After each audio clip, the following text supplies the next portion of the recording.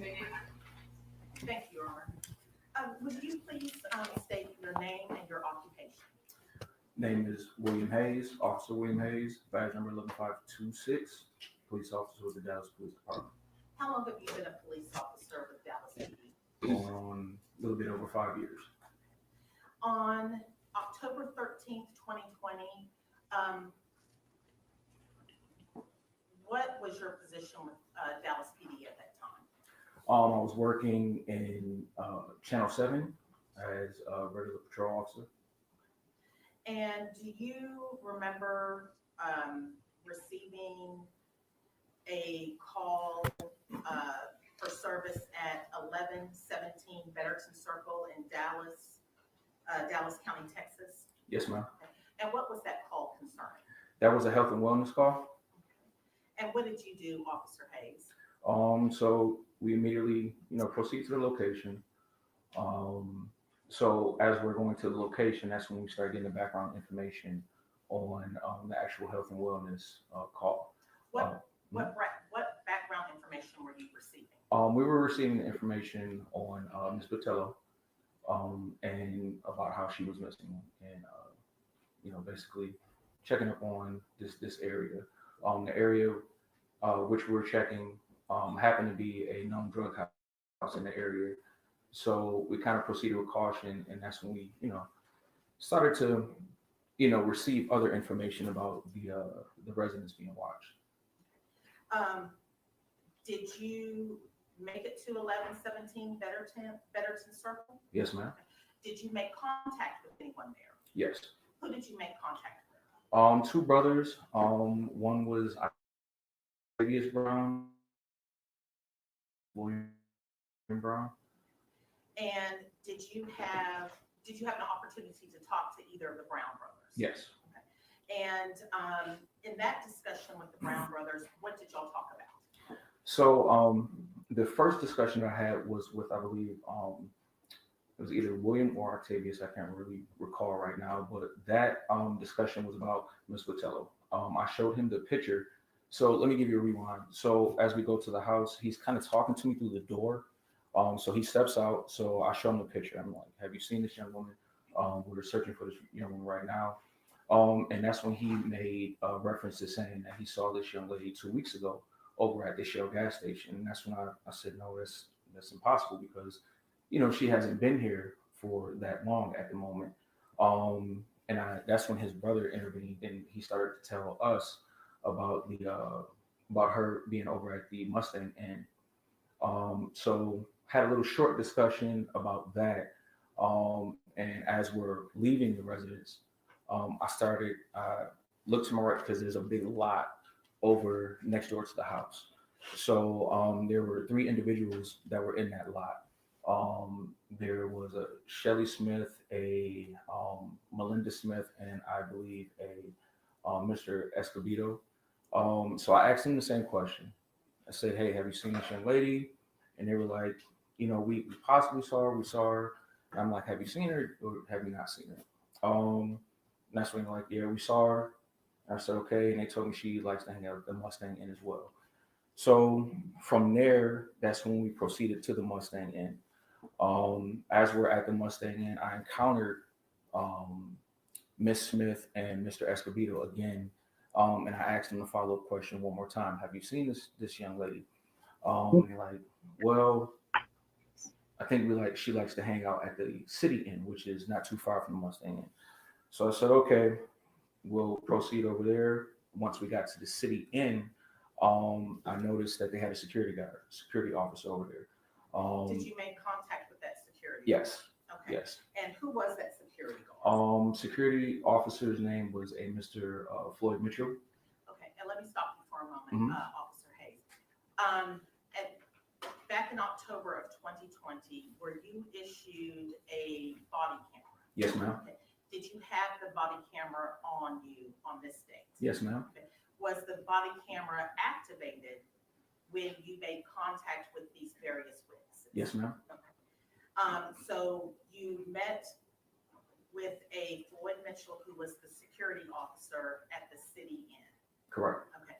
And when you talked to Mr. Mitchell, did you activate your body camera? Yes. So when you talked to Mr. Mitchell, what did you ask him? Pretty much the same questions that I asked everyone else. Have you seen this young woman? She's been missing, and do you have any information? Did you have a picture or anything to show Mr. Mitchell? Yes, I did. Okay. Did you show Mr. Mitchell this picture? Yes. What did Mr. Mitchell do and say when you showed him the picture? He said he recognized her and he saw her. Said that he saw her the night previously. So that would have been October 12th? Somewhere around there. Yep. Okay. No, continue. And what did you do next? That's when I asked Mr. Mitchell, was it possible if we could, search the motel? The motel in the City Inn is set up in tiers, so it's not just like you go in here and it's like a one floor type of thing. It's set up in tiers. So we proceeded to, search the knock on the hotel motel door, excuse me, to see and ask residents if they saw this young woman, which no one did. So we get down to the like it's like a little, like a vestibule type of entry area. I asked Mr. Mitchell, can we, possibly speak to the manager? Manager had no recollection of this young woman being there. So I'm like, okay.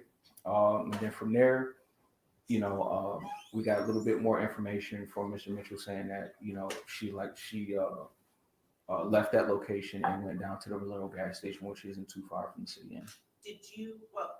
Before we get to Valero, Mhm. when Mr. Mitchell told you he saw her,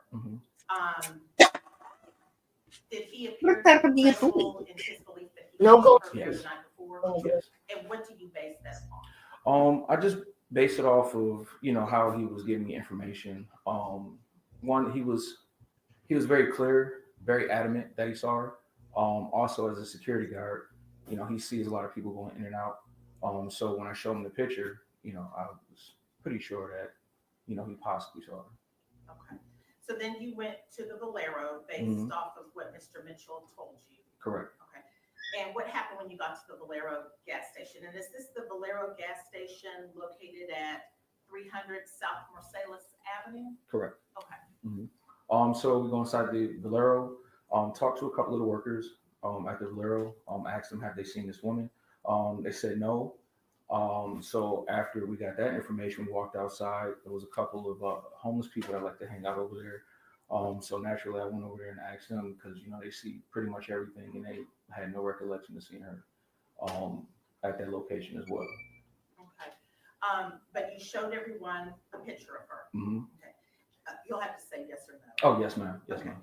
And basically, it sounds to me, Officer Hayes, is that you were following up, doing your job, following up with each lead that you had in trying to find Maricela Pateo. Correct. Now, the body cam video that you had on and that you activated during these encounters Mhm. with the witnesses, including Mr. Mitchell, what's the process once your shift is over? What do you do with that body cam video? So immediately after our shift is over, if we're not using it for reference for reports, we dock our body cam right in. There's a docking area at every one of the stations. So as soon as you are done with your shift, you're in the tour, you go ahead and you dock your body camera. And what does it mean when you dock your body camera? Dock your body camera means that you load it up in a specific area so that information is processed through the Axon. And the detective assigned to this case would have received your body cam videos. Correct. We passed the witness, Your Honor. Yes, Your Honor. Officer Hayes, how long have you been a police officer again? I'm sorry. A little over 5 years. Okay, and at this time you were just on patrol, you said in, is it Beat 7? Channel 7. That's Channel 7. yes. Okay, what area is that? That's South Oak Cliff. Okay. And now you work down in Deep Ellum, is that right? Correct. What do you do down in Deep Ellum? I'm part of the Deep Ellum Task Force. Okay, and as part of the Deep Ellum Task Force, are you guys just, I guess, having more presence, more police presence down in that location? Correct. And you work 6 p.m. to, what's your shift? So my shift is Thursday through Saturday, 6 p.m. through 4 a.m. On Sunday, we come in at 4 p.m. and we're off at 2 a.m. Okay, and Deep Ellum, I mean, it's known for a lot of bars and restaurants and things of that nature. Correct. And in fact, they're kind of, I guess, making an attempt, and Dallas is making an attempt, because that's a very, very popular hangout location to, one, increase security, and also, I guess, have new businesses and bars and things like that. Correct. Okay, make it a more enjoyable experience for everybody, a safer experience, all of those things. Okay. Now, at this time, you were working down in South Oak Cliff, is that right? Correct. And when you got a call for a welfare check, that wasn't from an individual, like the Brown brothers didn't call you out there for a welfare check. No, ma'am.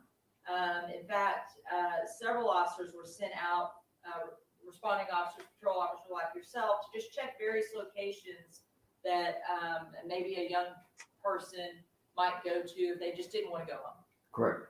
Okay, and this is one of those areas that you just went and checked Correct. at the direction of a sergeant. Yes, ma'am.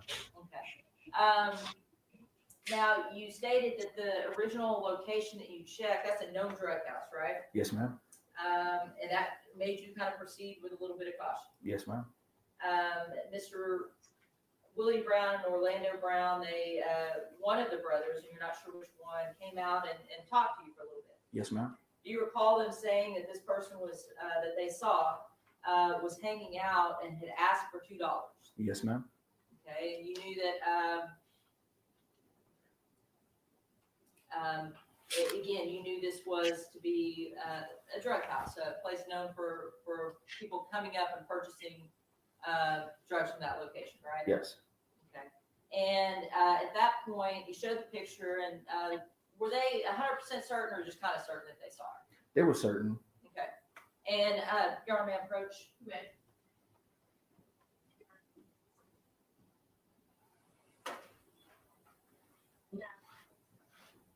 Stage 3, is this the photograph that you showed him? Yes. Okay. And in that photograph, this individual, Maricela Vitello, she's wearing like a purple dress, right? Correct. And it looks like a common dress you might see a young lady of that size and stature wearing down in Deep Ellum, right? Correct. Okay. And to be fair, the area that you are searching in these hotels, the City Inn and Mustang Inn, I mean, they're known for prostitution and drugs and things of that nature, right? Correct. Did you have any background information about Maricela other than the fact that she was supposed to go back to Seattle? No background information. All the information that we received was on our way to that call. Okay, so it's just a photograph and that she was supposed to be back in Seattle on the 5th and she didn't show up. Correct. Okay, so you didn't know that she had a family waiting for her back at home. Absolutely not. You didn't know that she had a stable home life. No.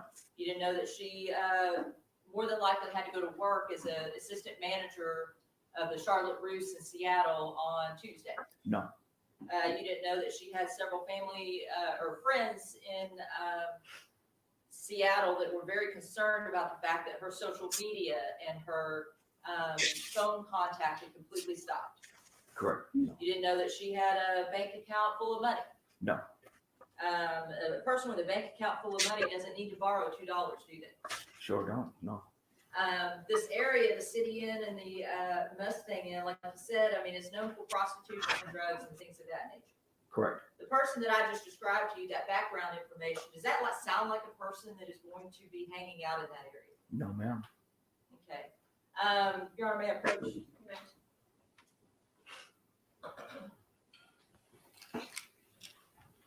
Showing you has been marked States Exhibit 396 and 397. Are those photographs of both the City Inn and the Mustang Inn? This is the City Inn right here. Right here looks like an updated version of the Mustang Inn, but yes. Okay. And States 396, that's the one that's the City Inn, and the 397 is the Yes. Mustang Inn, correct? Correct. Okay. And you said the updated version, does that look like it has had a paint job since you went out there? Yes. Your Honor, state moves to admit States 396, 397 for all purposes. Entering defense counsel.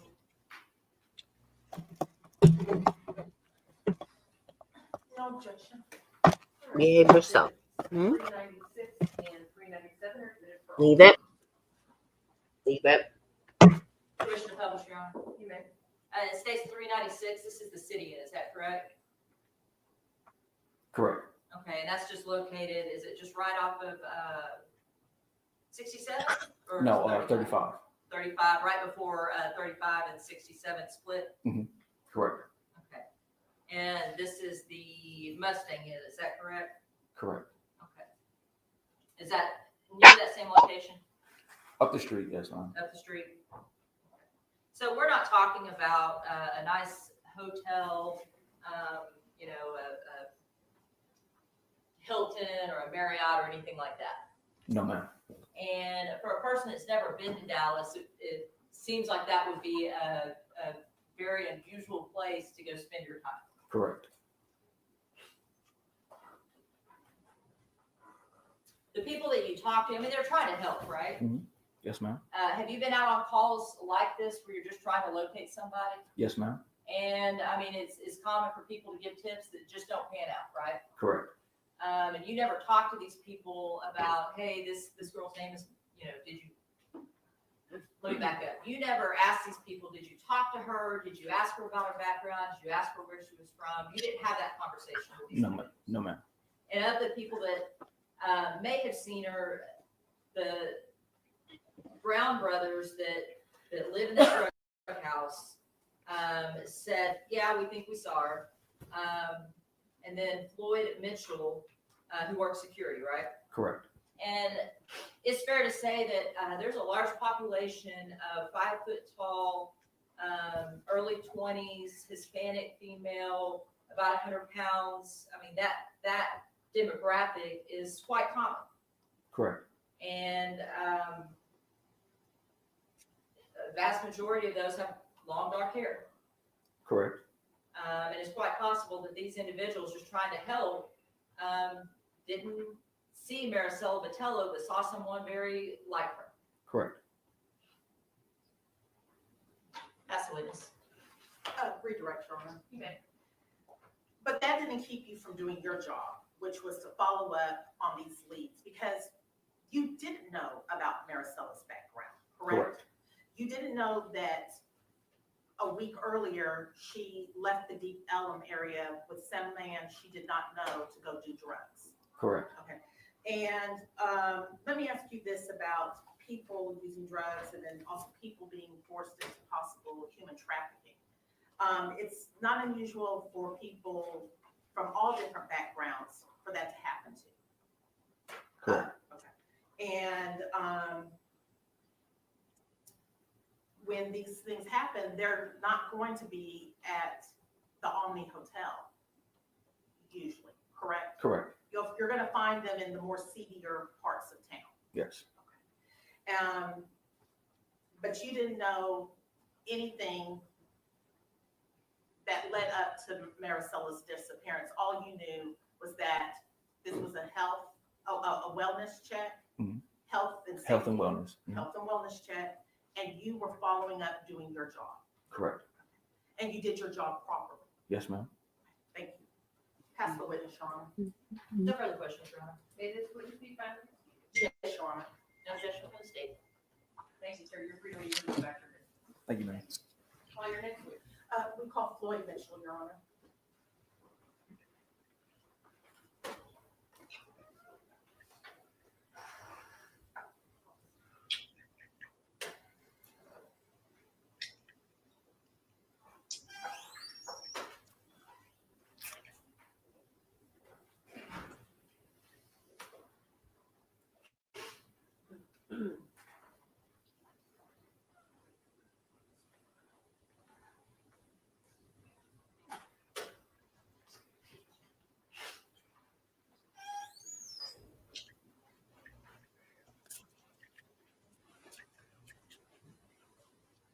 Yes, and sir, if you would please raise your right hand. Do you solemnly swear or affirm that the testimony you will give in this case will be the truth, the whole truth, and nothing but the truth so help you God? Yes. Thank you. You may be seated.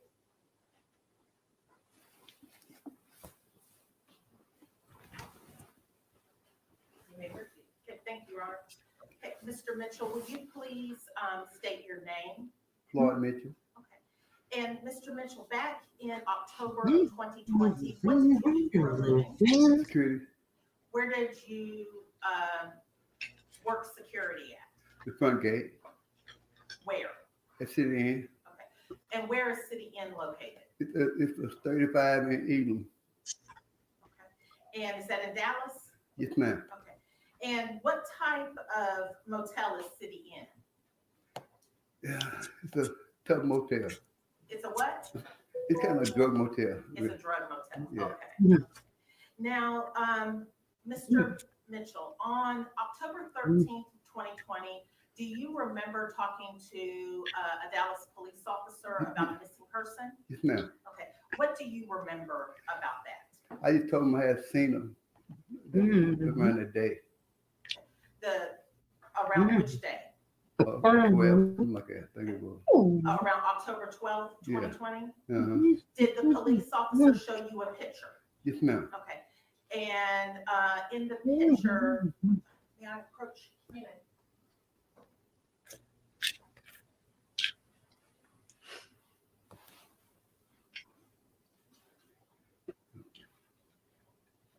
Mr. Mitchell, is this the picture that you remember the police officer showing you Yeah, on the 13th? yeah. Okay. And when the officer asked you if you had seen this young lady, what did you tell the officer? I had seen him at that date when she came through the building. And were you for sure? Were you adamant that you had seen her? Yeah, I told her I seen him, but I won't. I seen him that day, but that's the only time I ever seen her. That's the only time you ever saw her? Yeah, Okay, and what hours did you work back then, Mr. Mitchell? 10 in the evening till 5 o'clock in the morning. Did you tell the officer anything else about this young lady? No, You don't remember telling the officer that you saw her walking towards Valero gas station? oh yeah, I did. And I understand this was about 3 years, Yeah, I know. quite a while ago. Yeah. So you do remember telling the officer you saw her going to Yeah. Valero gas station? Uh-huh.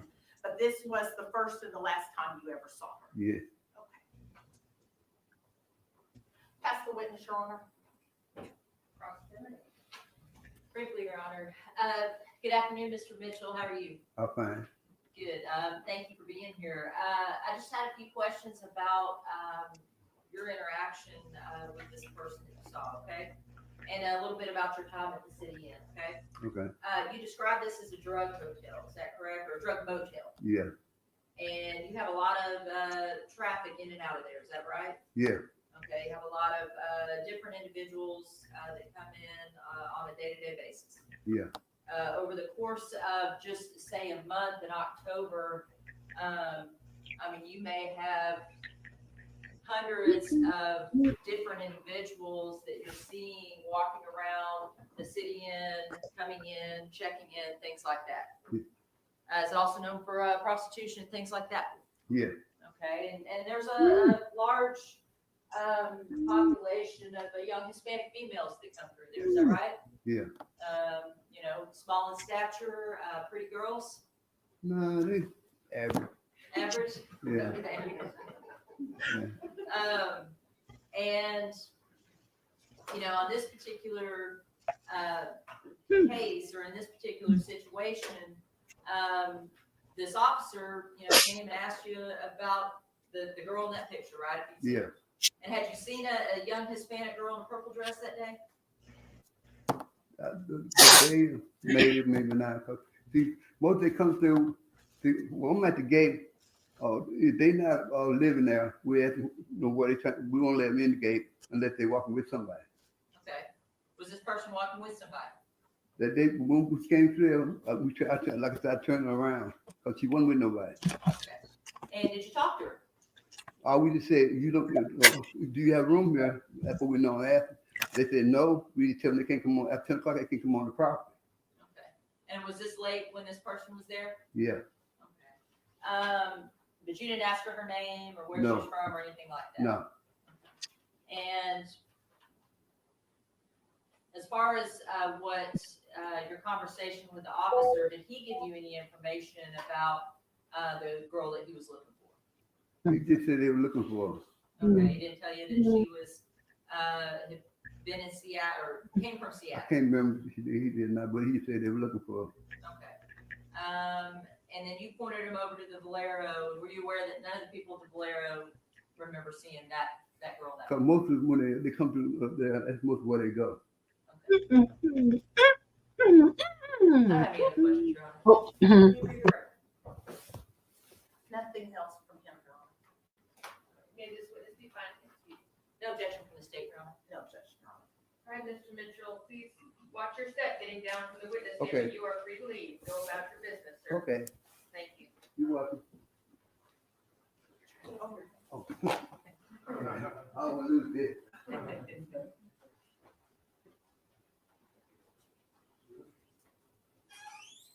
All right, ladies and gentlemen of the jury, we need to send you back to the jury room, but we should have you back in court here in 5 minutes. All right. Don't wander off.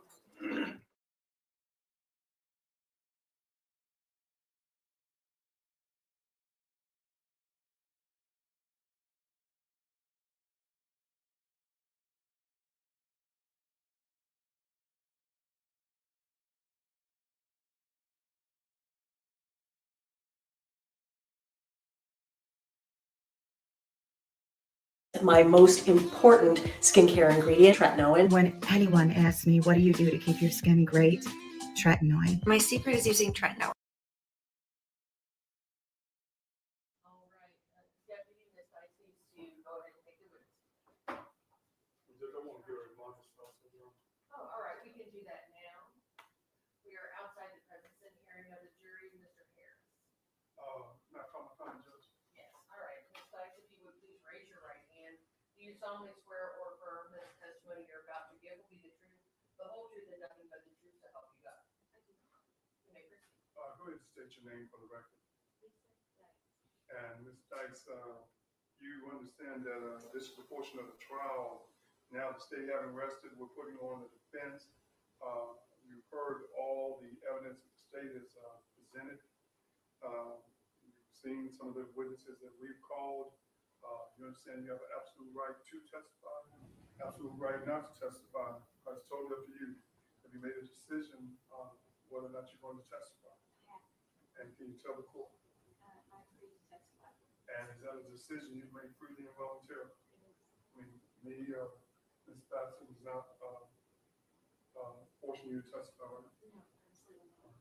You know from the jump that from day one you wanted to testify. Absolutely. And you're telling this judge that you're waiving your Fifth Amendment right, and you want to testify. So, Judge. Ms. Sykes, you do understand that if you were to choose not to testify, the jury would be instructed in writing that they could not consider it for any purpose whatsoever as a circumstance against you, meaning that they couldn't hold it against you if you chose not to testify or consider it as evidence against you. You understand that as well? That I would give them that written instruction. All right. Then Deputy Ms. Sykes will take the witness stand. Just a minute for a refreshment break. Yeah. Brief. Don't come back, no phone, no phone.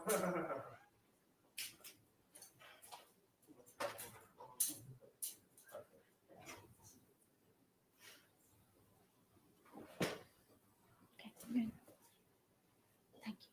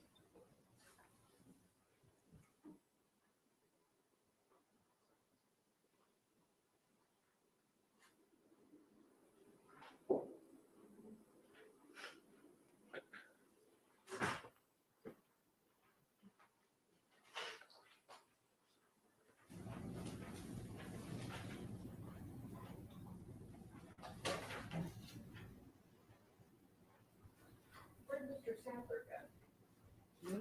Judge, I didn't see you back there, but you may be able to. Mr. Sadler? Thank you.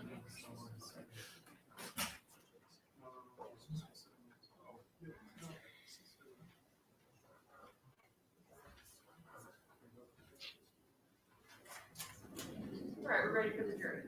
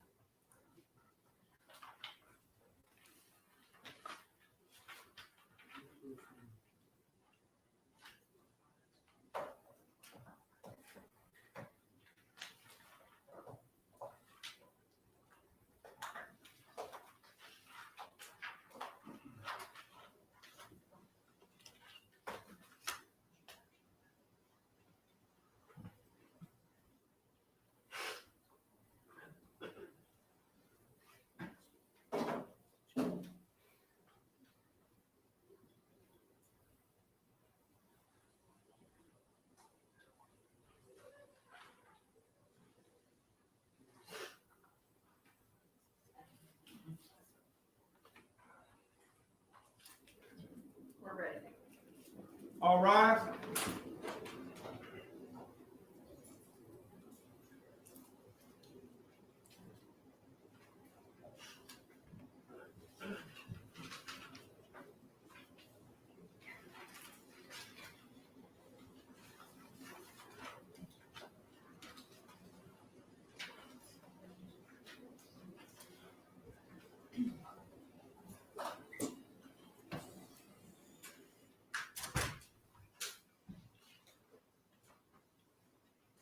You may be seated. Call your next witness. Judge, ladies and gentlemen, Joe will call Ms. Lisa Dykes. All right, Ms. Dykes, if you would please raise your right hand. Do you solemnly swear or affirm that the testimony you will give in this case will be the truth, the whole truth, and nothing but the truth, so help you God? I do, Your Honor. Thank you. You may proceed.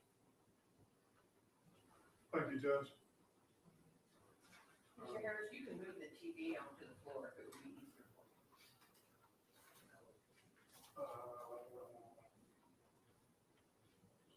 I'm just gonna swing over this way.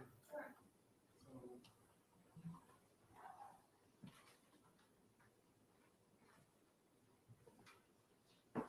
Go ahead and state your name for the record, My name is Lisa Dykes. and Madam Pro Judge. You may.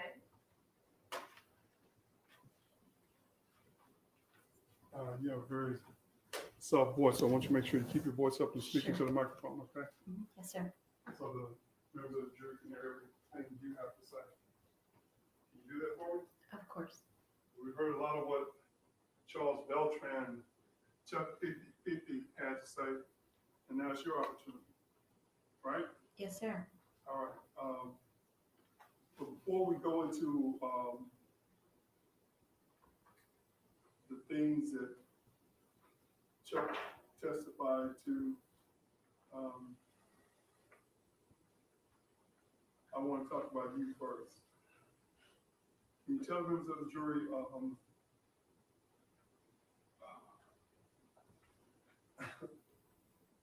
how old are you? I am 60 years old.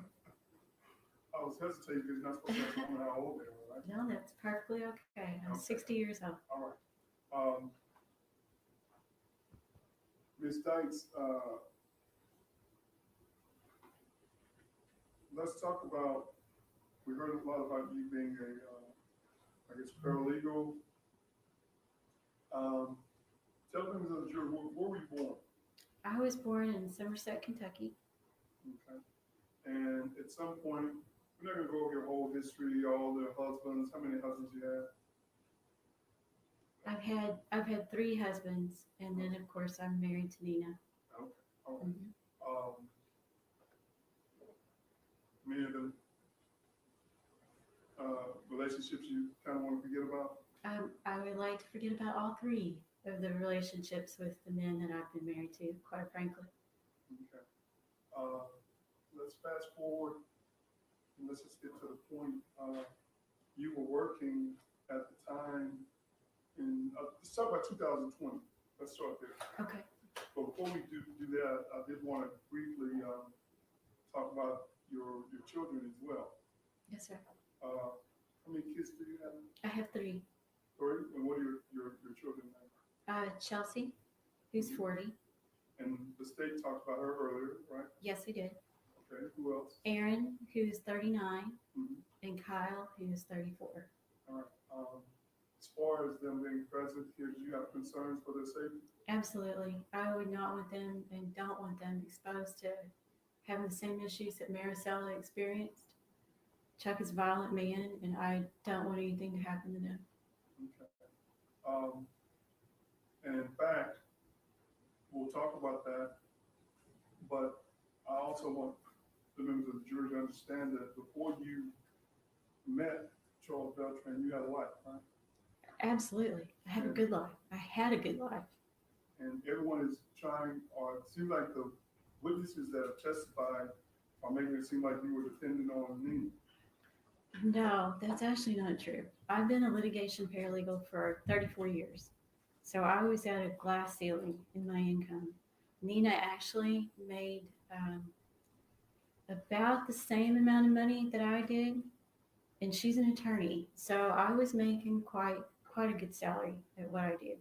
Like I do the litigation work, so it pays well. Okay, as far as Nina, what type of attorney was she? Nina was actually working for the city of New York, so she was working for a governmental agency, which doesn't pay as well as private sector anyway. So she was working for the city of New York, doing housing work. So she did in a different area of law than me too. So it's not the same. It's not similar. Okay, and just while we're on the subject, Nina, they said that she was married to William or Bill. Yes, He subsequently passed. he did. When Bill passed, where were they living? They weren't living in Pennsylvania, as you've heard before. Nina and Bill had a house that was in Staten Island. That house was way overfinanced and upside down. Basically, it's the best way to describe that house.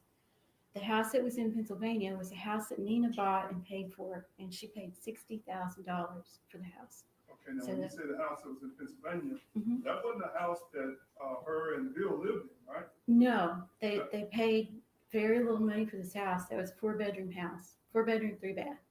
But the house was in poor condition, so they would only go there. Nina would go sometimes by herself on the weekend, but she didn't live there. They did not reside there. Okay, and the other interesting thing, that house was in the same neighborhood that her parents were in. It was a budding, so it was exactly like the lots almost met. From the upstairs bedroom window, Nina's bedroom window, you could see Nina's mom and dad's house. So it was right there. Okay, and I just want to briefly touch base on that. As far as Nina and her parents, she didn't have a good relationship with her parents, right? They had been alienated from the time Nina was like 15 or 16.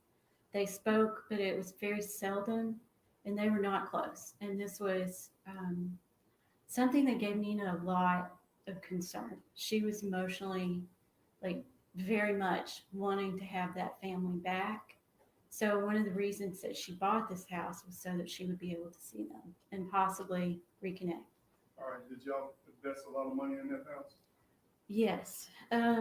Nina had decided to put the house on the market in like April or maybe even March before she and I got married.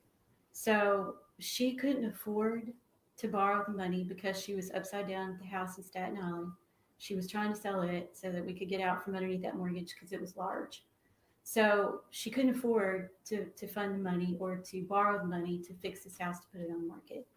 So whenever we got married, one of the first things that I did was fly up there and we borrowed the money so that we could fix the house, put it on the market and sell it. Okay, and I'm going over all that because this notion that you were with her just for her money, is that true? No, absolutely not. Like, we both brought money to the table. God blessed us both in being able to make a good living. And it was something that the marriage made us more solid financially. But I didn't need Nina to pay bills. Nina didn't need me to pay bills. We're together primarily because we actually love each other. I've known Nina for 16 years today. I knew Nina for 13 years before we got married. So we had been best friends that whole time. All right, and I want to get to the point, but I also want to make sure the jury understands, as far as Nina's relationship with Bill, it wasn't a good relationship, was it? It was a horrible relationship. He was abusive.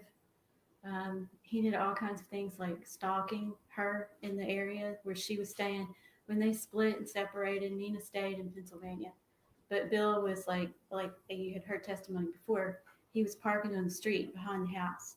So he was watching her in that house in Pennsylvania. All right, and the only reason I'm making reference to, because you got two women who basically had bad history with me. Very, very. And at some point, y'all befriend each other, fall in love. Well, we love each other. We love each other like sisters. Like, this is a unique relationship. I think we might think about marriage, Nina and I do, maybe differently than the average person. Not every marriage is based on sex or, that physical connection. Nina and I are supportive of each other in every way other than that. Like, we love each other like a sister. We love each other, like, truly. Like, anything that Nina's going through, I want to help her with that. Anything I'm going through, Nina wants to help me with that. Okay, let me stop you there, because I want to make sure we continue to move on, but I mean, that's very important. Yes. But this, y'all made a decision to, after y'all got married, to go by Lisa and Nina Beltran. Can you explain to the members of the jury how that decision came about? Yes. My last name is slang, basically. A dyke is slang for a gay woman. And it would be just a horrible name for us to take as a last name for us. Pennsylvania allows you to change your name to any name that you choose to whenever you get married. So when we looked at the names that we wanted to take as a last name, Dykes is right out of the picture. So Marano was not really a name that we wanted to take because of her relationship with Bill. So we looked at other names of people that were around us or names that were of interest. And Beltran was an interesting name. It means raven in Spanish, and it has a history, and it was a better name. We asked Chuck if he had a problem with us taking it. It was not in any kind of connection to him, but it was just a name that appealed to both of us, so we took that name. So you didn't take that name because y'all were obsessed with Charles Beltran? Absolutely not. All right, let's move forward.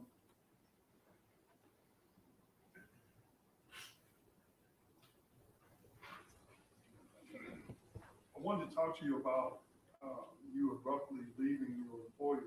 Was it abrupt? I had problems with my employer, yes, from certain standpoint issues of bonusing. Okay, when you say bonusing, basically, you as a paralegal are doing all the work, because this was car wreck cowboy stuff, right? Yes, These are car wrecks. yes, You were working these cases, absolutely, but he's making all the money. absolutely. Now, were there other cases that you were working on with him as well? Yes. In particular, we started to have an issue with a case that I had brought in, and I brought it in from my contact. It was a case that was wrongful death. And in personal injury, wrongful death cases settle for a considerable sum of money. Like, one of the bonusing structures that we had when we brought these cases in was a percentage of a settlement, right? This particular case settled for $3 million, a little over that. Okay, let me stop you there, just so the members of the jury know. Who'd you get that case from? A friend of mine, a contact from mine, and she testified here. Her name was Catherine DeLeon. The hairdresser. Absolutely. And Absolutely. she didn't get as much money as she thought she should get out of it. She surely did not. All right, but anyway, the bottom line is you were having issues with you making all the money, or you making all the money, but the attorney getting all the money. Yes, and not paying the percentage of bonus that I should receive. All right, and during this time period, this early October, late September, did you have plastic surgery? I did. All right, we have medical records to support that, don't we? Yes, you do. All right. As a result of the plastic surgery, were you on medication for the pain? Yes, I definitely was. And did that affect your employment? It did. In what way? I couldn't be there, which was essential. I was at that point in time doing the negotiations for the firm. So if I couldn't make my nut, which that's a strange term, but if I couldn't meet the quota of settlements that we had, like the money for payroll was going to come out of saved money back. So I needed to be there with the surgery. I could not be there like I needed to be. And I also, like, my focus wasn't as good as it should be whenever you're taking pain meds like hydrocodone, which I was taking at the time. Okay, and did that have a lot to do with you eventually leaving? It did. All right.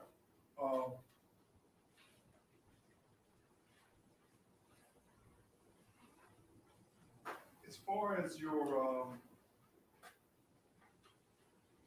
this surgery, tell them the jury what type of surgery you had to do. There were 2 procedures that I had done, and it was a wedding gift from Nina. So I'll tell you that. Like, I had lost a considerable amount of weight, so I had extra skin. It's the easiest way to explain it, and no tightness, like in my thighs in particular. So I had a procedure done on both legs called a thigh-plasty. And in that procedure, a triangle of flesh is actually cut out in the center part of the leg and then stitched back together to make your leg tighter and smoother, right? And I also had a lower facelift done because I had extra skin here. So I had both procedures done at once. Okay, were these procedures extremely painful? They were. My thigh-plasty ended up being a failed procedure. It didn't do what it was supposed to do. Whenever he took the skin and tissue out, he took out too much. So when he closed it back, that first day it was okay while I was still in the facility. And it was a plastic surgery center that had an in-house, like, hospital kind of setting. So you stayed that day and then you were released home the next day. The very first day I went home, all of the sutures started popping out, first in the left leg and then in the right. And it was immediate. So it was first like 3 or 4, and then it was 5, and then all of them. So I called the doctor. He told me to come back. I had to actually get an Uber to go back because Chuck was supposed to have been available to help take care of me some because Nina was in trial work. So I didn't want her to lose the trial work in New York. It should have been an easier procedure than what it was, but the complications happened. All right, and as far as the complications that you're referring to, do we in fact have some photos of that? You do. Here's my photo.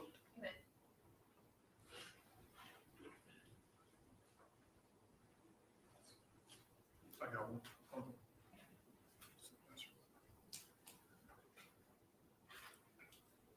on. Let me show you what's marked as defense exhibit number 10. Are these the medical records that we put on file with the court?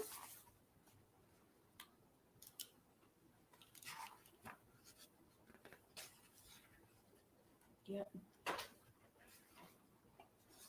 And will they assist you in testifying to the members of the jury the extent of the injury that you had during that time period? Yes. And the Uber ride back to the doctor's office that you're referring to happened when? The very first day post the surgery. So it was the first day I was home. So that would have been what day? I think these surgeries were performed too. I'm sorry, I can't hear. I think the surgeries were performed like on September 10th, I think. So it had been September the 11th. Okay, so September the 11th. Can you show me, well, Judge, I'll offer what's marked as a defense scene.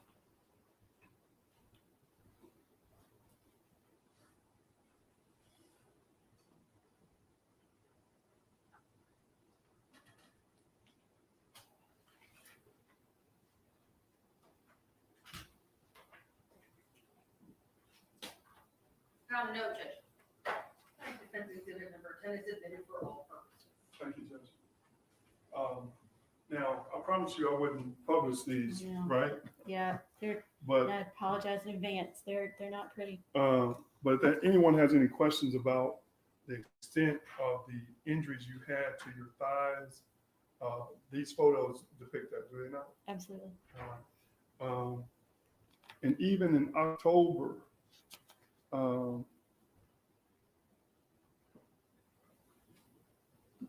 think when we made reference to you guys going to to Arkansas, were you having issues with your legs at that time?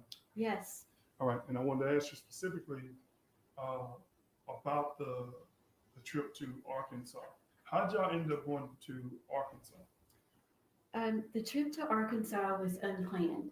Whenever I had this procedure initially done, Dr. Armijo had told me that the surgery would be, my legs would be the best they were going to be at 3 weeks.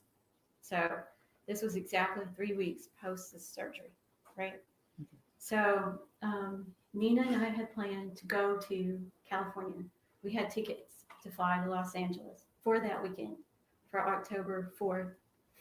Were you able to fly to Los Angeles? No, Why not? I had a doctor's appointment with Dr. Armijo that Friday before this weekend. He told me absolutely under no circumstance should I fly. So they were that bad that I couldn't really travel by plane with them, because plane and the pressure in the plane itself was going to cause that to be a lot worse. It would increase bleeding. It would increase the difficulties that I was having with it and worsen them. Okay. But as far as the incisions, what is this photo I'm looking at right here? That's actually open fat tissue because there was no skin.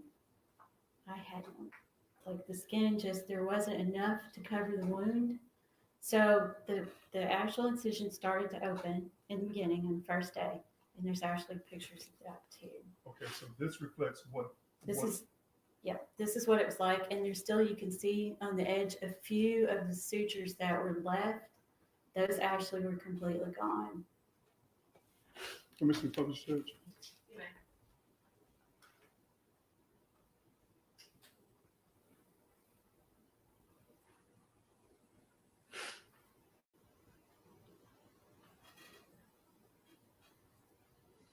Now, Ms. Dykes, you're not saying that on October 1st, your leg was opened up like this, right?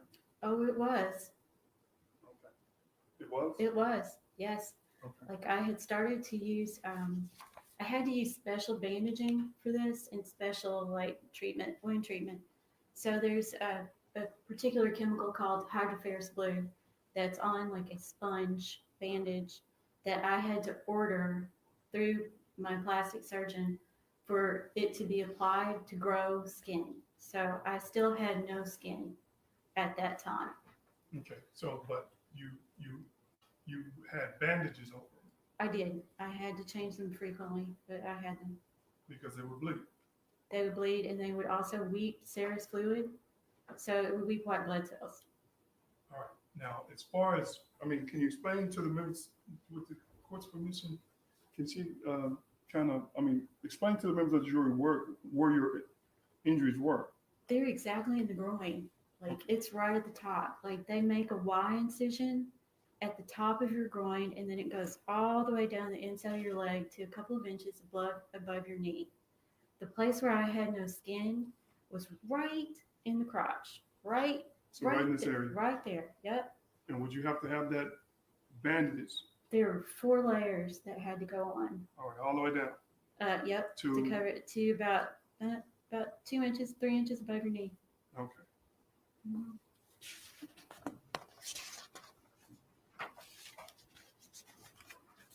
But again, if they want to see the extent of what this surgery, the damage, what is this I'm looking at here? That's actually the wound. Is it starting to grow some skin? Okay. So, but when would this be? That's what it looks like without the bandage? Yep. That's what it looks like without the bandage after it started to actually smooth out just a little. And this is all brand new skin and serous fluid. Okay. So, in the beginning of October, do these pictures accurately reflect what your wound would have looked like post-surgery? They do. Commissioner Publishing.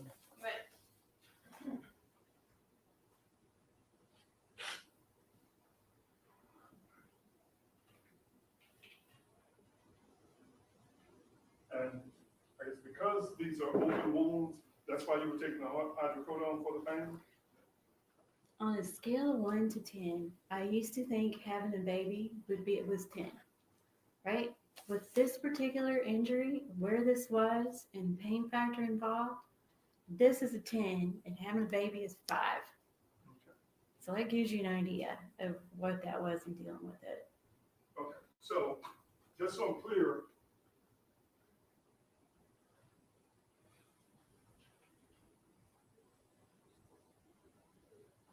because of this surgery, what about the face? What, The face was still an issue. Like I wasn't supposed to bend over.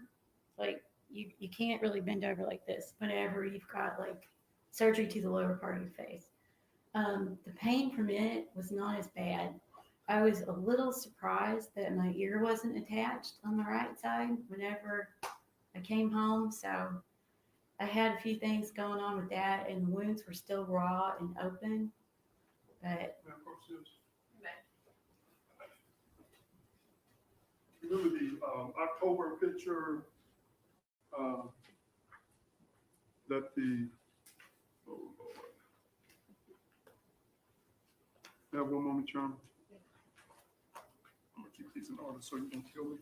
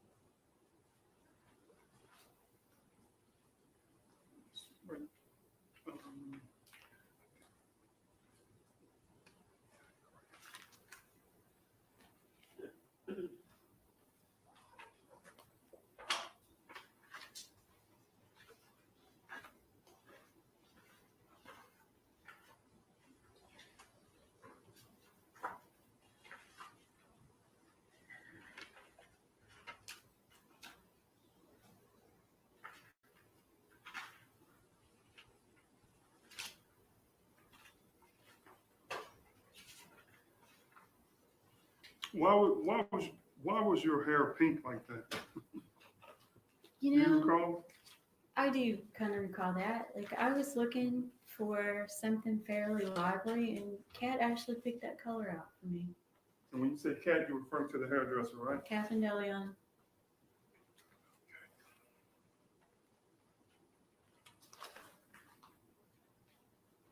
On the photo that she put, that they were using, that she was testifying, with you and the pink hair, Yes, sir.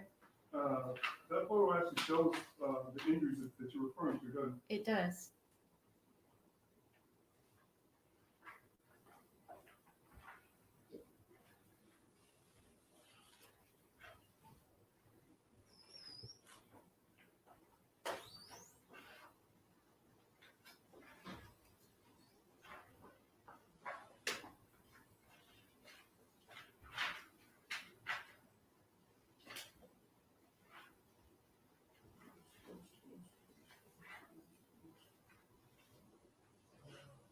Once more to states exhibit number 86. Yes. Okay, where do you see the, I guess, It's right at the hairline right here. and this is what you're referring to here? The scar that went right there. And also there's a scar back here you can see. Right. Okay. And then I had another one under my chin, and I think you can see a little bit of that. Okay. I'm just gonna publish,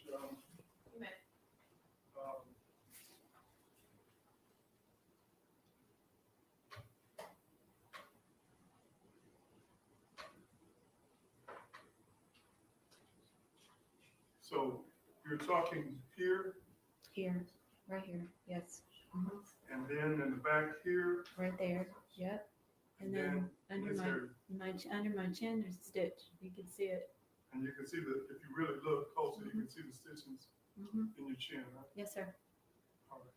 And so you're not only dealing with the facelift surgery, you're dealing with your thighs as well. Yes, sir. Okay. And that affects your work performance, correct? It did. I mean, it affects your activity, period. It affected everything. But the doctor told you it might do that, right? He did.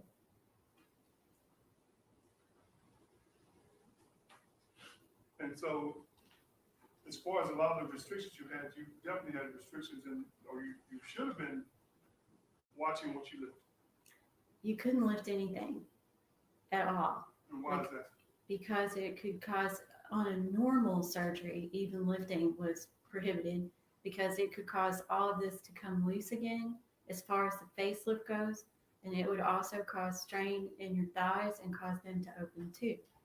That's not the reason mine did, but it could cause that complication. Before we start talking more about Charles Beltran, I did want to, these people talked about you basically look like you had a midlife crisis or something like that. Remember Jimmy, your brother Jimmy, Yes. saying that? Yes. All right, can you talk about the blood clot problems you had before you met Charles Beltran? Yes, sir, I can. In my 40s, I had an unusual medical condition that popped up. Like, I'm really driven to work. Like, I've raised 3 kids by myself.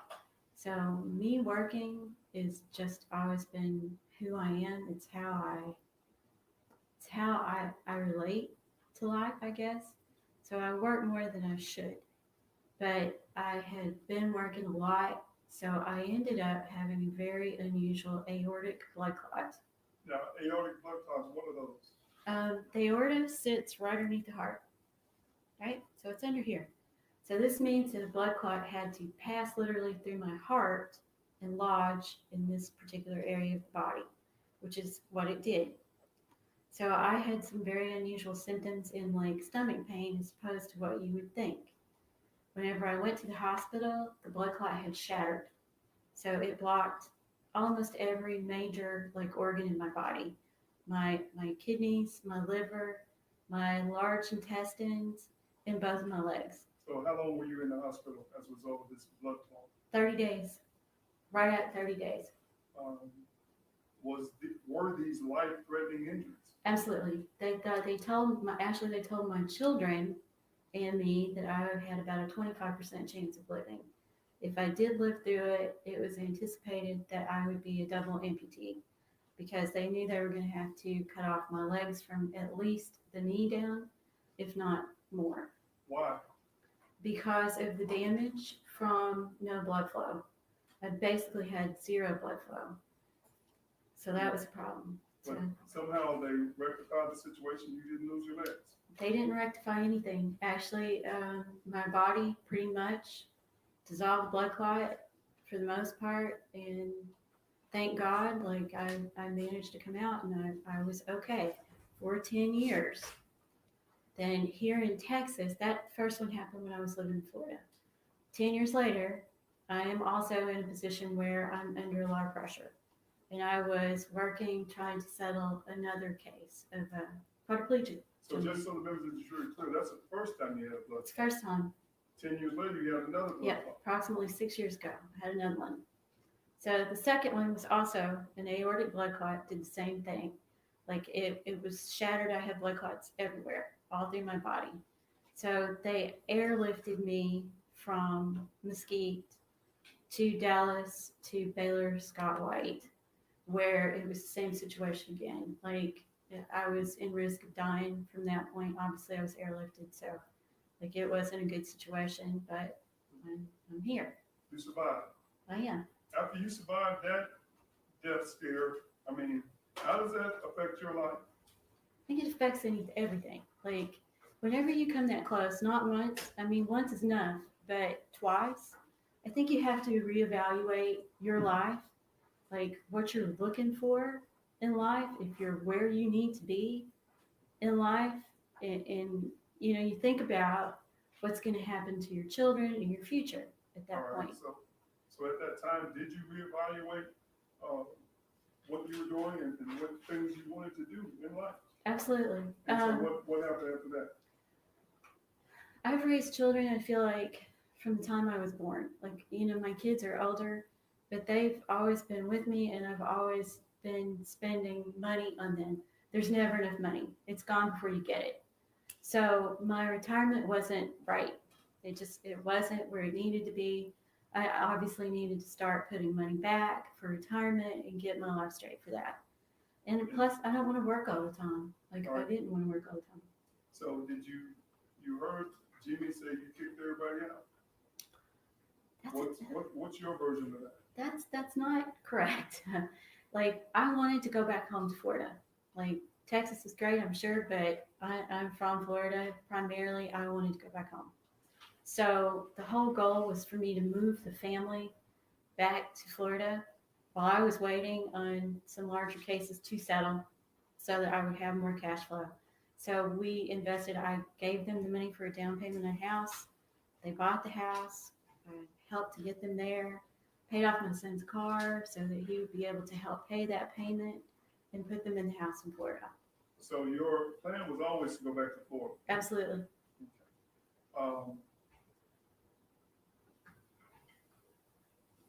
And at some point, you and Nina wanted to go back to Florida. It was always our intent to go back to Florida. In fact, did you have a business there? We did. We opened a business during COVID, a law firm together that was doing personal injury, and it was doing well. Okay, all right. Tell us how you met Charles Beltran.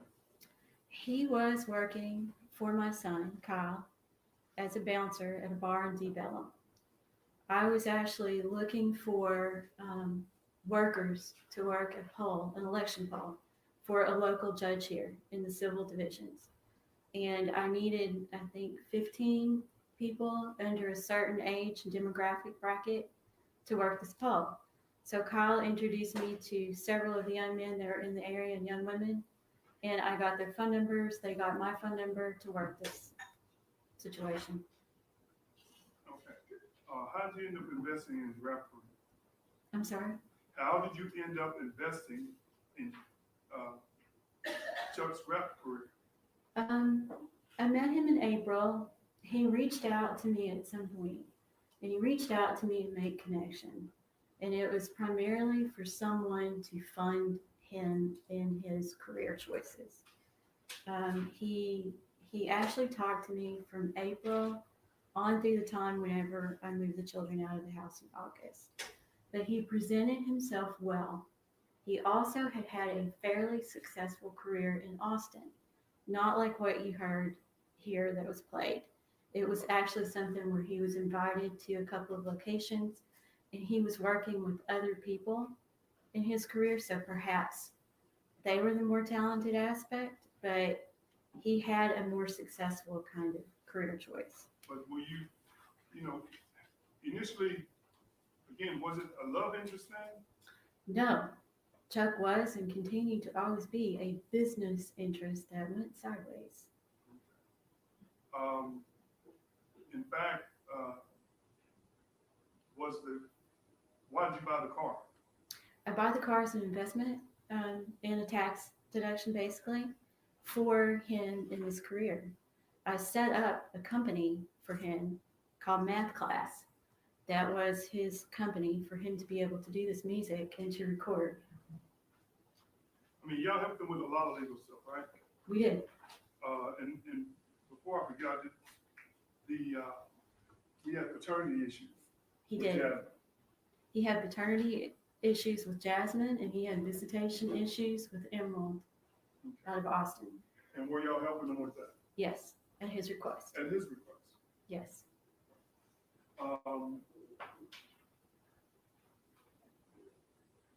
Any notion about you trying to steal Jasmine's baby? I raised 3. I don't want any more babies. I would never. All right.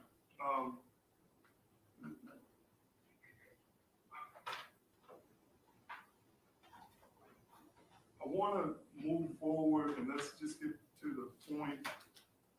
This trip to Arkansas.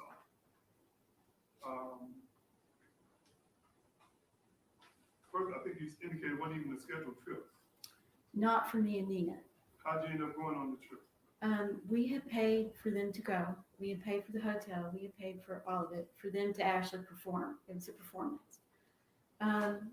When we couldn't fly to California, Chuck had 2 tickets that were his, that were comp tickets. And he said, well, you know, who would I take but you 2? Like, you've, you know, funded this, you're part of it, so will you go?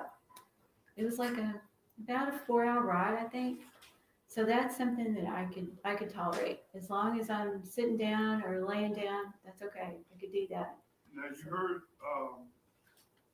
Dax and everybody say you were driving, is that true? No, I was in the passenger seat and it was reclined. Okay. So who was driving? Nina was driving. When y'all are down in Arkansas, you heard, I think it was Freddie, they were joking about Chuck having to come to your room to have sex with y'all. Did he have come to your room and have sex with y'all? Absolutely not. But did he come to the room and have a drink? I think he might have. I think he did. When y'all finished, do you remember when y'all got back to Dallas? I don't remember exactly what time it was, but we checked out at about 11-ish. So I think it's a 4-hour drive, which would put us mid-afternoon. Okay. As far as when y'all get back, who takes the van back? Nina and I took the van back. You didn't trust Chuck to take the van back? Absolutely not. Okay, so y'all take the van back. Yes. Once you take the van back, do you recall what y'all did up at that point? I don't specifically. I think we stopped and got food and went home and watched TV. Okay. And that would be October the 4th, right? Yes, sir. That's Sunday. Mhm. All right. Oh, and I forgot. We had to go pick up the dog because we had boarded him. All right. So we went and got the dog. And tell us about this dog. Chuck had brought home a dog. What type of dog? He was a pit bull mix. And And the dog's name was uniquely Charles. So we had a dog. who took care of that dog? I did. Did Chuck take care of the dog at all? The dog hated Chuck. Absolutely. When he brought the dog home, he said that he wanted it for some protection in the house, extra protection in the house. And he initially, the dog was okay with him for a while, but Chuck used to beat the dog. So the dog started to get to a point where he was growling every time Chuck was around. He was not having Chuck around. And where did that dog stay? He slept in my bed. He Because stayed. Nina, well, when Nina was there, did she sleep in the bed with you? Yes. All right.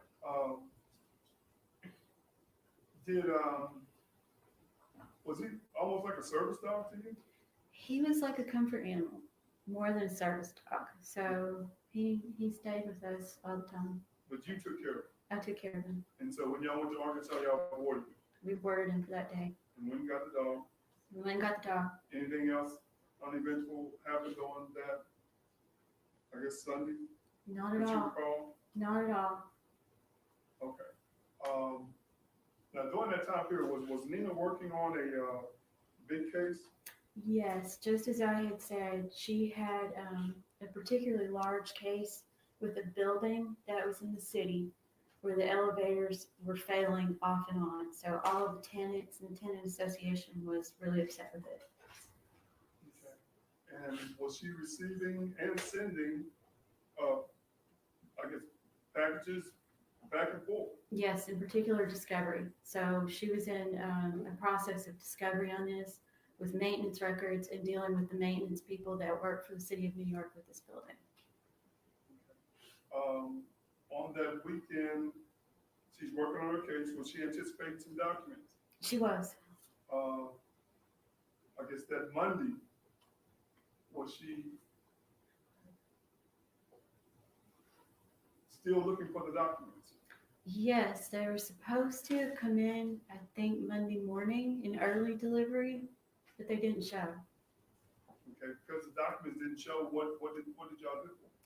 Well, we were kind of in dire straits because Nina really needed them because when she flew back, she had a hearing, I think. So it was something that we had to have. So she started to look for where the documents were. All right. In short, later that evening, did y'all go to a FedEx?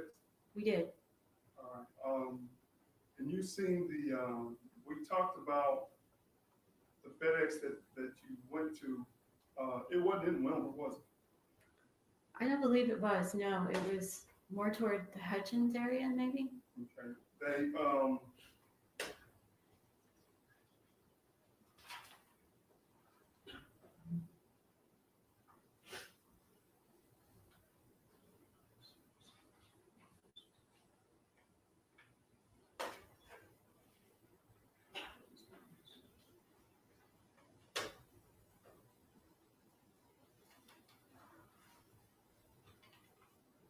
and is this a, tell members of the jury a little bit about the FedEx location y'all ended up going to. It was one of the larger distribution centers in the area. Like it's like a major kind of hub area. So it's one of the bigger ones. And is it all 45 though? I believe it is, yes.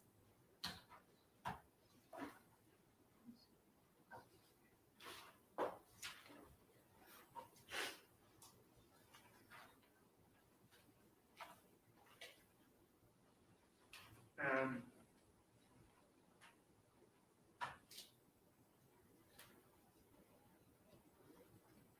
again, it's not in Hutchins, right?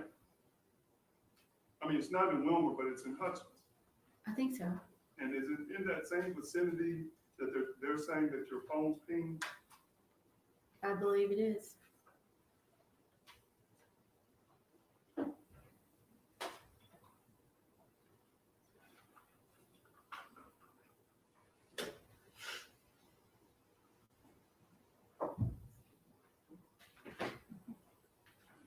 One moment, please.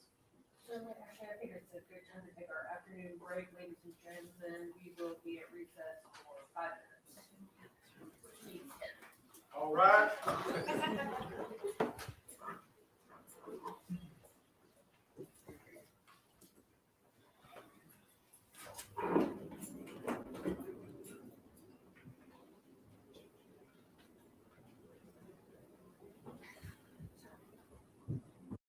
Trapped with in-laws this holiday season?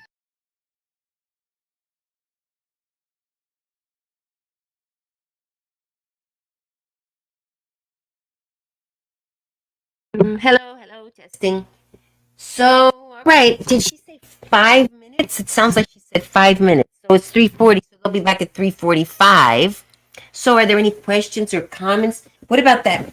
They talked about the pit bull. They brought the pit bull for protection. Did you hear that part? And the man beat the pit bull, so now the pit bull was mean to the man.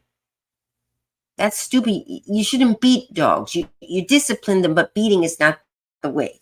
I have my crazy little dog, and I've never beat her, but I started, because she was misbehaving, was shake her. I grab her by the scruff and shake her, but the trainer said no, even that you have to use psychology, and she's better. I mean, I still have to go. The guy canceled the last class, but I have 7 training sessions left, but I already see I've implemented a few of the techniques, and she's a little better. I don't want to say she's a lot better, but at least around the food, she still growls, but she lets me put the food down. She doesn't attack me like she used to. So I'm using a few tricks. But what else did they talk about? They haven't talked about the murder necessarily yet. So they'll be back at 3:45. Meanwhile, any questions, concerns, requests? I ate all the candy. I'll leave the volume on. That way we hear them when they come back.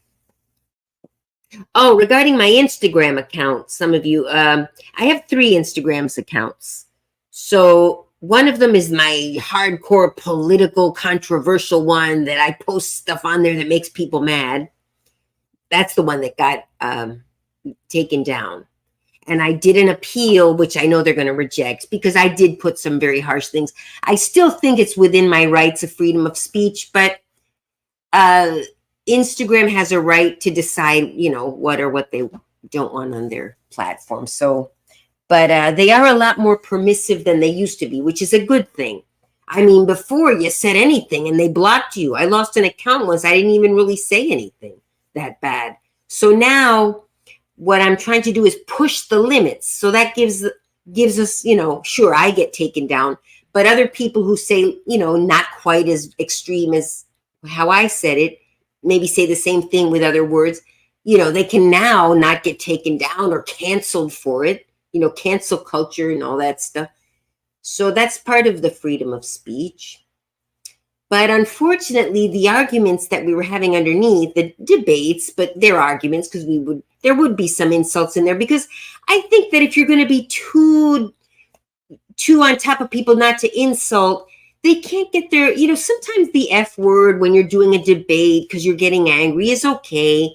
You gotta skip through and pick out the important parts and don't let the bad parts get to you. Otherwise, people have to be all polite. And some people don't even speak very well, English if they're debating from another country or something. So I really think Instagram shouldn't have done that. But,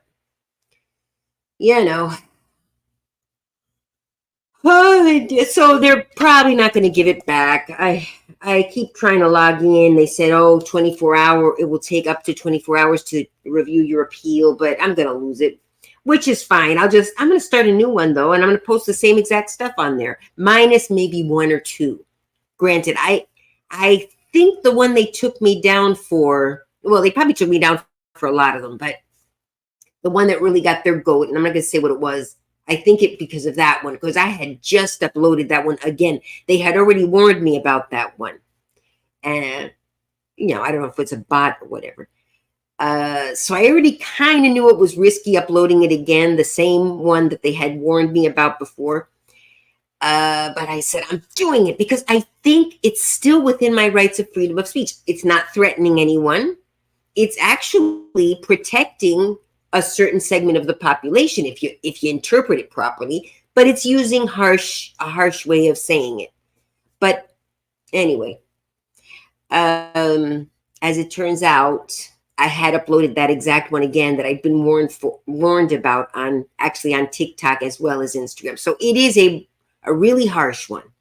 I'll recognize it, but I still think it was not hurting anyone. It was not belittled. Well, yeah, it was belittling certain governments. Yes, it was, but it's a whole government. You can belittle the government. And then it was protecting a certain segment of the population. But in order to protect that particular segment that I'm protecting, I had to be kind of and get the message out with the shock factor. I did what I did. But anyway, that's probably the one. But when they review it, if a human being reviews it, they may be offended by some of the other ones. But I kind of don't care. And I'm going to do it again. Anyway, it's AI bots making decisions, not people. Yeah. Well, it was right to flag them. I mean, granted, they were flaggable because I will admit I was pushing the limits.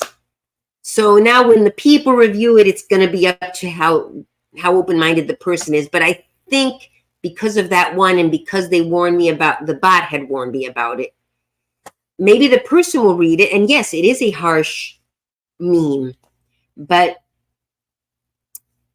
it's a harsh meme against a particular government, at the same time protecting a segment of the population within that government in another country. I'll leave it at that.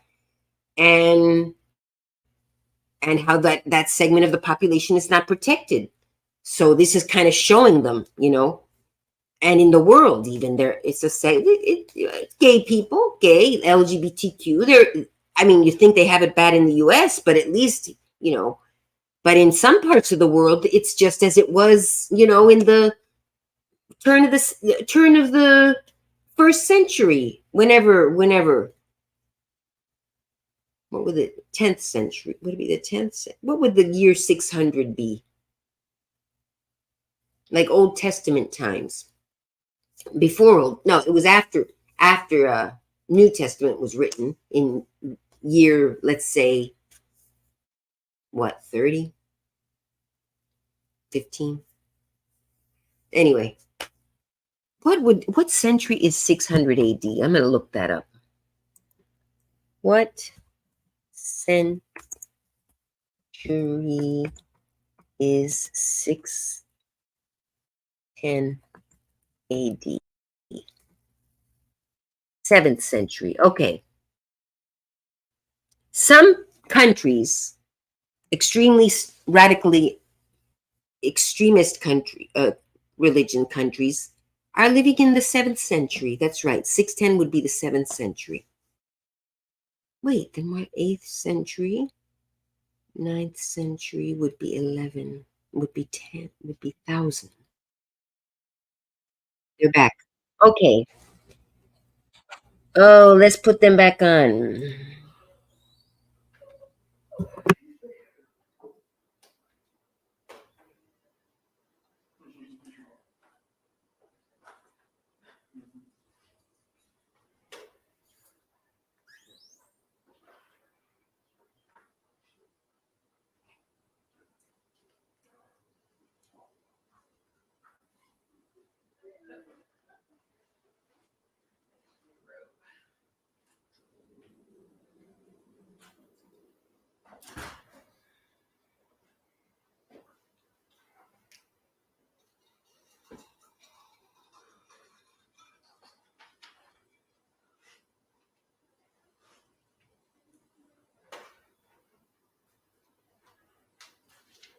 We're ready, Mr. Stafford. Yes. All right.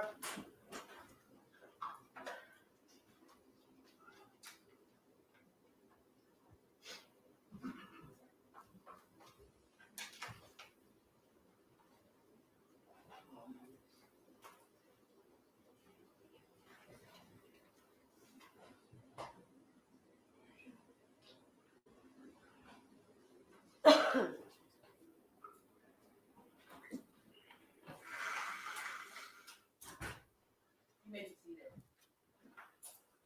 All right, Mr. Harris, you may proceed. Thank you, Judge.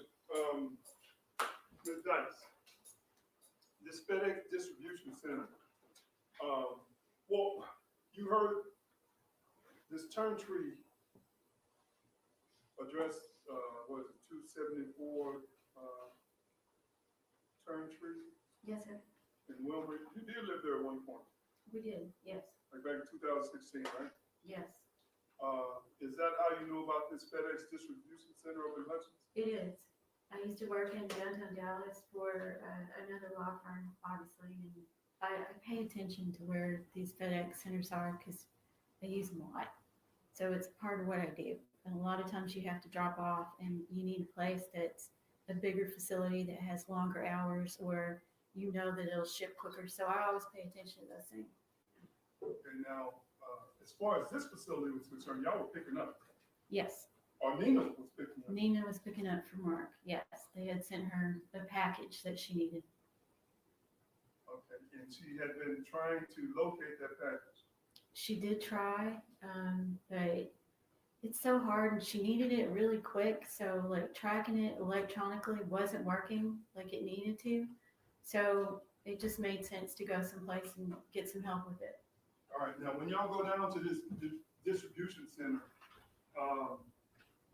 well, if I told you that the address was 1101 East Cleveland Road in Hutchins, Texas, would that be about right? Yeah, I believe so. Yes. And how far would you say that that's from your house? I think it's probably a 20, 25-minute drive, maybe. From Mesquite? Yes. Just hit 635, 20, boom, you're there. Mm-hmm. Yes, sir. All right. May I approach you? You may. Let me show you what's marked as defense exhibit number 11 and 12. Last I had was defense exhibit 10. Yes, ma'am.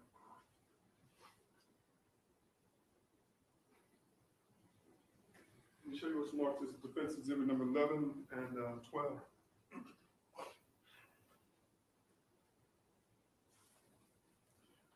Does this look like it's just a MapQuest where we pulled up that location in relation to your home and where that FedEx distribution center is?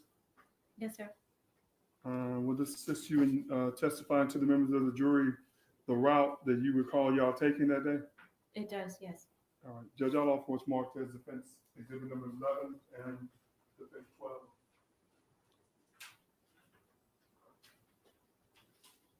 No objection, Your Honor. All right, Commissioner defense, Bowles. well, defense exhibits 11 and 12 are admitted for all purposes. Thank And you. you may.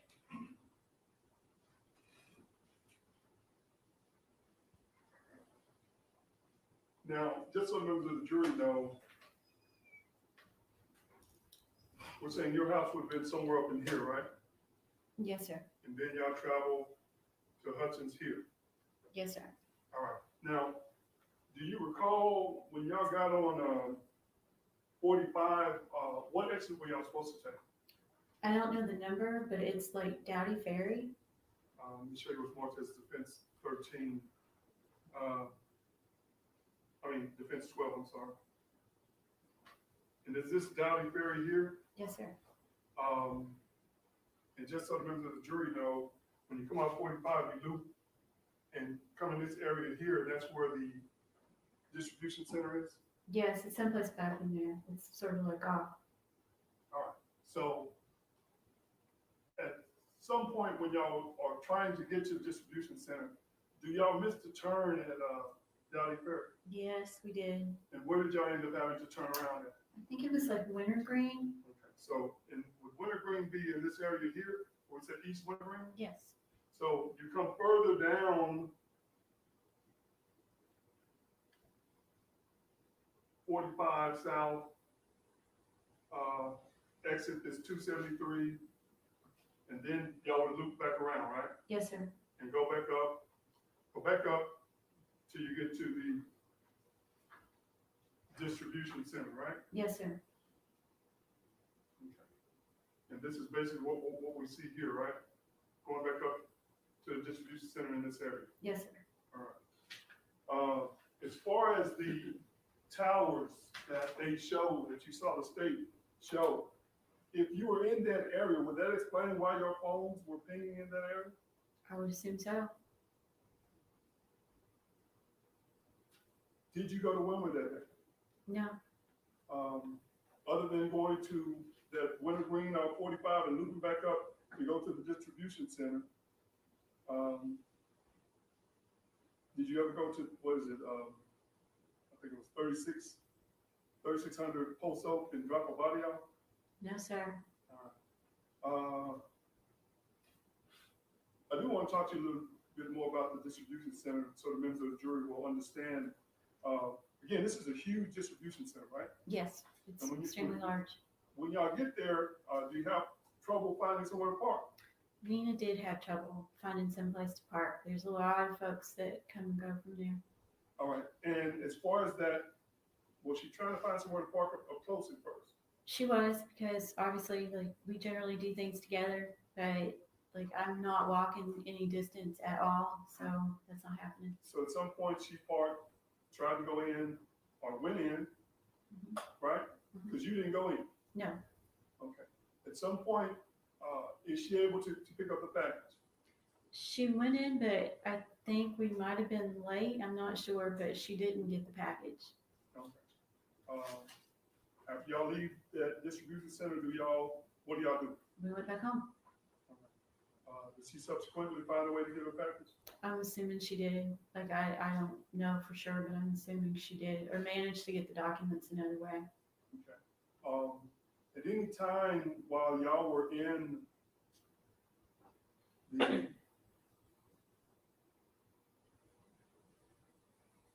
that Hutchins area, did you have Marcella with you? No. All right, let's get to talk about Charles Beltran some more. I think when we left off, we were talking about Charles the dog. Charles the dog. I want to talk to you about Mr. Beltran working. Did he actually work for your son? As I understand it, yes, he was a bouncer at the club. And at some point, he got fired, didn't he? Yes, he did. For his activities there at the club, right? Yes, he did. Not just being aggressive with the women. No, not just that. Okay. Issues he was having with other patrons. He was fighting every night, and he was a bouncer. So he was getting into altercations and fights every night. And is this something he would brag to you and Nina about? Yes.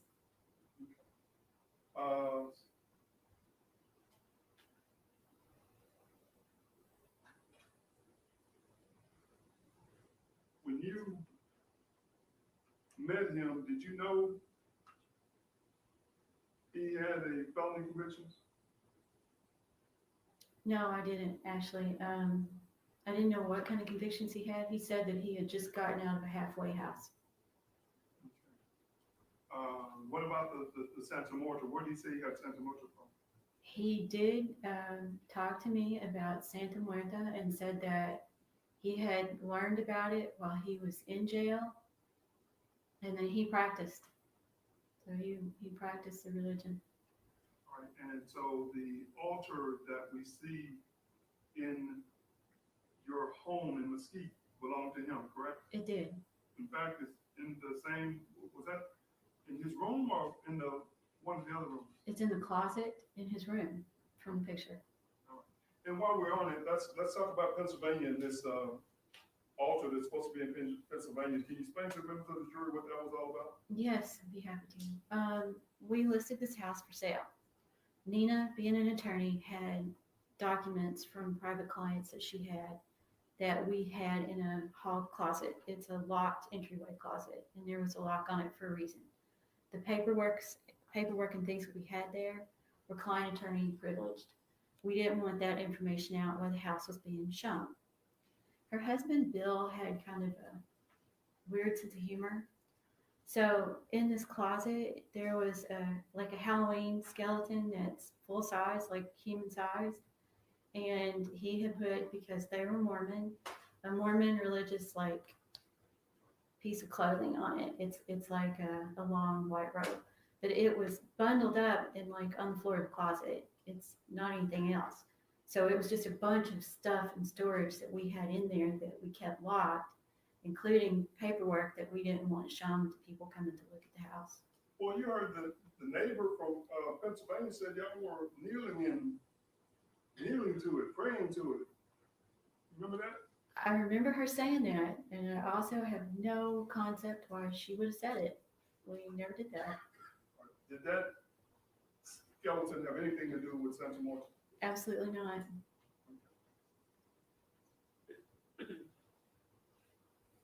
Okay, back to Mr. Beltran. Now, you don't have any felony convictions, right? No. What you have some, you have some theft check or something like that? There was 2 return checks to Costco that I didn't know anything about until I came here to Dallas on these charges, and they served me with those. So those return checks happened while I was in Pennsylvania. But those checks out of Rockwall? They're out of Rockwall. Oh, and wasn't there something about a gun? What? Yes. A gun at the airport? Yes. I had a very, very, very small antique handgun that was completely jammed. The bullet was jammed in the chamber, so wouldn't fire, wouldn't shoot. I took it to a gun shop that was really close to the house, but the gunsmith wasn't there. And I did it right before I was flying to see the kids that weekend. Forgot I had it. When I got to the airport, I realized the minute I was going through security, I was like, no, I have a gun in this purse. So I told them at the spot that I did. I was never actually arrested on that charge. Like, it was a situation where they told me if I had like a concealed carry permit, the gun wouldn't have been an issue. I could have taken it back out and put it in the locker or in the car and gone on the trip. But I was never actually arrested with that. I was stayed at the airport facility, and it was dismissed, and I left and went home. Okay, but I do want to ask you, Chuck did carry a gun, didn't he? All the time, every day, any place that he went.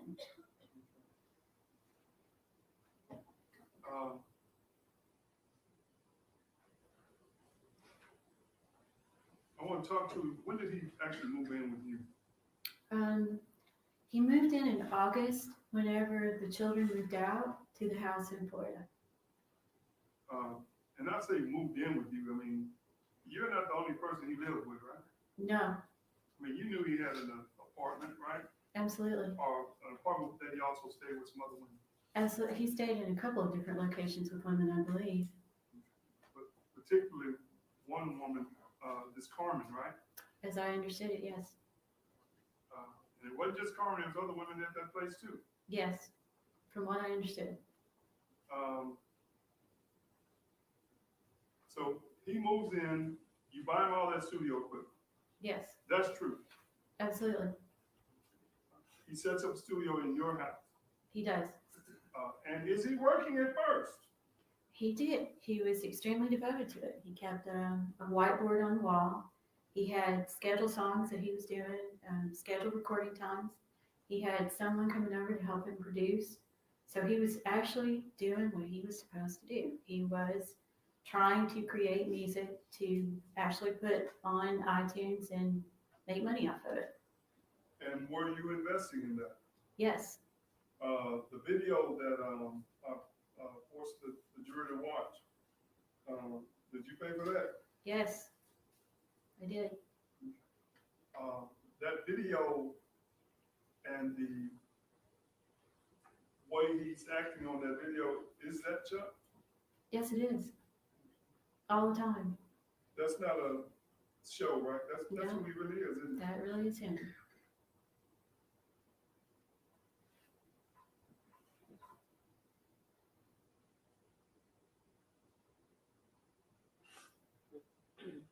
As far as that studio and as far as him bringing women, were you jealous about him bringing women? Absolutely not. As far as him bringing people to the house, did you ever have an argument with him about having some man that you ran into in your own house? I did. I came home one night from work at 7 o'clock and I didn't know anybody was there. So I went to my room, changed clothes, came in, and got surprised in the kitchen by a strange man who walked out. And Chuck wasn't there. Okay, and did that upset you? Very much so. And did you let him know that? I did. I told him that I really didn't want anybody in the house unless he was there, particularly men, whenever I wouldn't know there was anybody in the house with me. So, Okay, but as far as these women, you heard him say, hey, he brought women over there all the time. Is that true? he did. He would bring not one, sometimes two, three. And did guys sometimes come with them too? Absolutely. They be packed up in that studio, right? Absolutely. They were doing their thing, you were doing your thing. Yes. Oh, did he brag about pulling trains on people? He did. Now, what is pulling the train? He particularly seemed to like having a friend of his, a male friend of his, come over to be with the girls that he brought home. So that's basically 2 guys and a girl. And he would brag about it. Absolutely. What, did that make you jealous? No.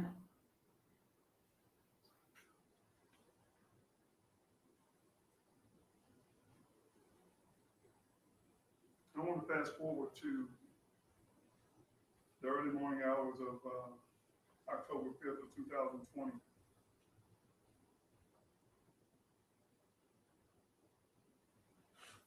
Was Nina there? Yes. Were you and Nina there in your room asleep? Yes, with the dog. On that day, did you ever come in contact with Maricela? No. When Chuck arrived there with her, according to the phone records, in the early morning hours, did you ever know he was there? No. Anything unusual about him arriving at your house in the early morning hours? No. You heard him say that at some point you came into that room and you stabbed Maricela. Did you go into that room and stab Maricela? No. Did you struggle with Maricela? No, absolutely not. No. Did you argue with Chuck about Maricela? No. Had you ever met Maricela? No. in reference to,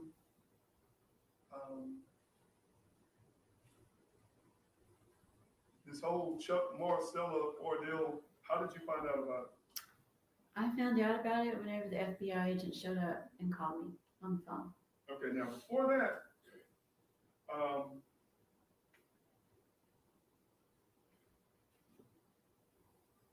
had you gone into Chuck's room and cleaned his room up? No, So as far as whatever blood was in there, who cleaned that blood up, you have no idea. I have no idea. You just know it wasn't you. I know I wasn't, no. I didn't go in the room. No, it wasn't me. Okay. It wasn't Nina. It wasn't Nina. On that night, you don't know how many people he had in that room, do you? I have no idea.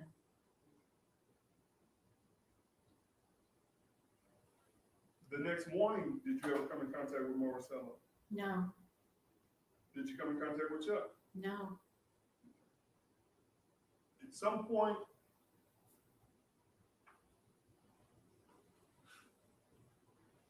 he leaves or at some point you start driving the Audi, right?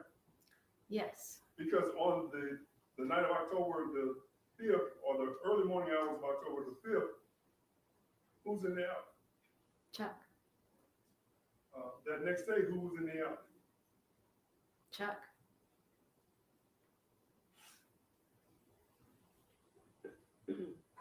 All right, you heard the FBI agents say that they came to talk to you. Right. All right. You tell the members of the jury what you remember. They apparently came to my house. I was at work. I was working. So I got a phone call from an agent that claimed he was an FBI agent while I was on the clock at work. So I talked to him there. His conversation with me was basically, do you know Chuck Beltran, or Charles Beltran, I think was what he said. And I was like, yes, I do. How do you know him? He lives at the residence with me. So he lives there.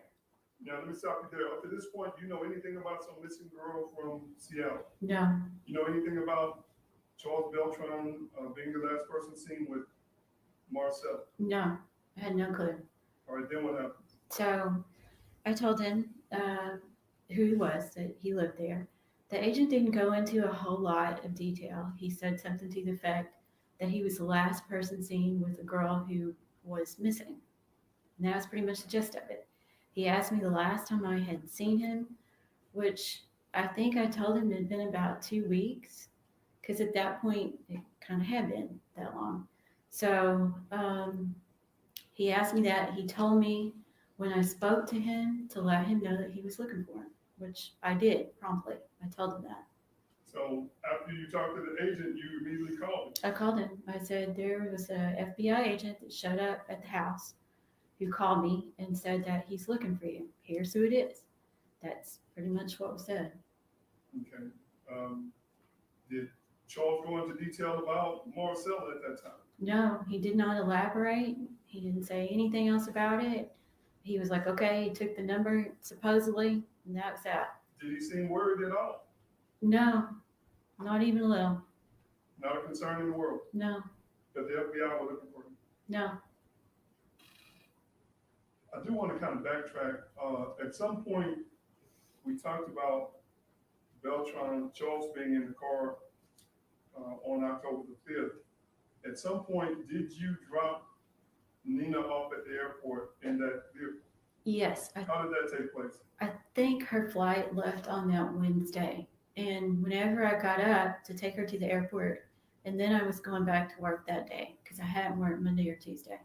So when I went out to the garage, the Audi was there and my Hyundai was gone. So I took the Audi and drove to the airport and went to work. All right, just so members of the jury know, that's really nothing unusual, right? No, it wasn't. Did he have keys to both vehicles? Yes, And you put gas in it, he'd run it out? bring it, drop it off, I'd have another one. And he would do that while I was at the office too. I would not see Chuck. I would just go out from the office and a different car would be parked in the spot. So And did that create problems for you at the office as far as your files and your documentation? Yes, because Explain that to the members of the jury. yeah, whenever you go home and you work from the office, like sometimes I would need the actual hard physical file. I couldn't just access it by online application to the office file. So I would take the physical file with me. So they would typically be in the back of my Tucson. So I could get them, or I would take them back to work and they would be in the car. So when he would change his vehicles or leave with my vehicle and I couldn't get to it and I had a file in the car, that's a real issue because they're active files and something that's being worked on every day. That can cause me to get fired. So him taking the vehicle and me not able to get a hold of him, or him trade it back, or me being able to get to that was a serious issue for me. And you saw the phone records earlier showing that you kept trying to contact him. Yes, sir. Do you think that's what that was about? I'm pretty sure that's what that was about. Did Charles ever tell you what happened to Marcella? No, What did he even talk about? no, I'm saying even after y'all realized that he was wanted, you were wanted, what did he talk about? no. And I didn't know I was wanted until, Okay, we'll talk about that. As far as after you talked to this FBI agent, right? yes, sir. Did somehow your address end up on the social media? Immediately, that same day. What problems did that create for you? It was havoc. That very day that he called me, that night I was at home and I got a text message from someone claiming to be an FBI agent. It was very threatening. It was, I know you know where Chuck is. You need to have him here at such and such a time, such and such a day. Extremely aggressive. So, I mean, it really kind of throws you off. Like, I don't know who this person is. I actually texted this person back and I said, if you will send me a picture of your badge, like your badge number, then I will communicate with you. Never heard another thing. What No, other no. issues did you have after your address went viral? While I was stuck with Audi and hadn't been able to get the Tucson back, somebody slashed the tires while I was driving it. So it was really kind of aggressive. Like I was getting strange phone calls too. Like it was out there. A full picture of the house was out there. It was not safe at all in any way, shape, or form. I had no idea who knew that, who Chuck even had around him that was going to be coming where I was. Okay, and you felt like all this threatening attention was coming from who? I felt like it was Chuck and Chuck's friends, Chuck's people, Chuck's surrounding people around him. And what about the people that were concerned with Marcella? I'm sorry. Was there a lot of social media stuff? Absolutely. It was everywhere. As far as I know, it was everywhere. So the fact that, I guess, your home, where you live, was on social media, Absolutely. and that gave you concern, Very much so. safety concerns. Very much so.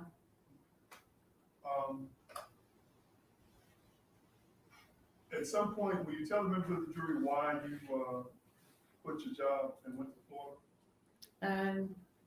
We had intended to go to Florida, but I didn't go to Florida first. Like we still had the house in Pennsylvania. Okay. So, I mean, this was emotionally very, very, very stressful.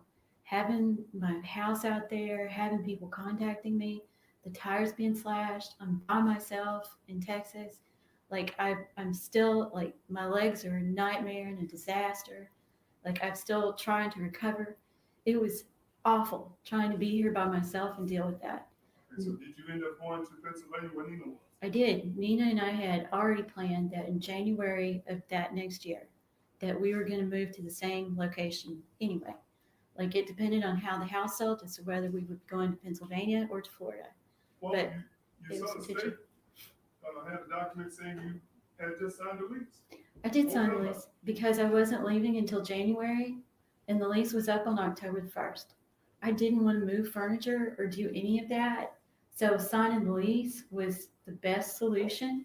Nina and I talked about it, and I went ahead and signed it just so that we would have those 3 months from October until January for me to be able to, finish out, because there were a couple of larger cases that I was trying to resolve for the bonus before I left. All right, now, as far as, when did y'all actually put the house up for sale in Pennsylvania, if you remember? I don't remember exactly when we signed the listing because the house had so much repair to have done.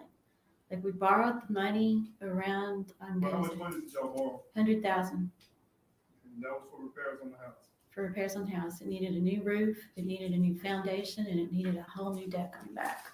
Okay, did y'all do all that? We did affect all those repairs. Oh, and we had to tear down like a small like barn outbuilding too, so we had to pay for that. All right, and did that increase the value of the house? Yes, it surely did. You hear, I guess everyone's saying y'all were in a rush to sell the house. We wanted to sell it, and we wanted that income because we wanted to buy a place in Miami, because that's where we wanted to live, and that's why we needed the money. That was the goal. Y'all needed the money to have anything to do with y'all being on the run. Absolutely not. At some point, did y'all sell the house in Pennsylvania? We did. Then what happened? Well, we had already moved and relocated to Florida. So I was working in Hollywood, which is like a little outside area of Miami. So we started to look for a house or property. And we also considered the concept of opening a bar in the Miami area, and Kyle actually managing it for us. So we were looking at a couple of different thoughts. Okay, let's backtrack. How did Charles Beltran end up in Pennsylvania? He knew about the property. He knew that we had the house in Pennsylvania. He knew that we had listed it on the market. So he knew where this house was. So we're in Pennsylvania. We had not actually talked to him. He ended up in Bethlehem, which is just outside of East Stroudsburg where the house was. He called us and told us that he was there. So y'all didn't send for him? No, He just showed up? he just showed up. When he showed up, was he asking questions about the house? He wanted to know if the house had sold. Obviously, he was after the money. He wanted to know if the house had sold. He wanted to know where we were in the house sale. Okay, but why are you putting up with Charles Beltran? Charles was a lot more aggressive than what you have been told. He was really bad as far as aggression goes. One night in particular, he was trying to get a hold of me for money. Whenever I woke up in the morning, I had 99 missed phone calls from this man. 99. And he also, at one point, I had locked the door. His access into the house was through the garage door because he would come in through the garage. There's a door that went between the kitchen and the garage. So I locked that door. He didn't have a key to it. It really made him mad. When I got home that night, the door was broken. Like the actual door itself was split, the door. And he broke the frame to the point where you couldn't fix the latch on the door. So that was how mad and aggressive he was. Okay, so you heard all these women talking about how sweet he was. Is that the 50-50 he's referring to? Well, it's not the 50 I got most of the time in the later days, but he could definitely appear to be. He was a wolf in sheep's clothing. Okay, let me ask you this. As far as, even after y'all found out he was a person of interest, why did y'all keep, I'm sorry, he was a what?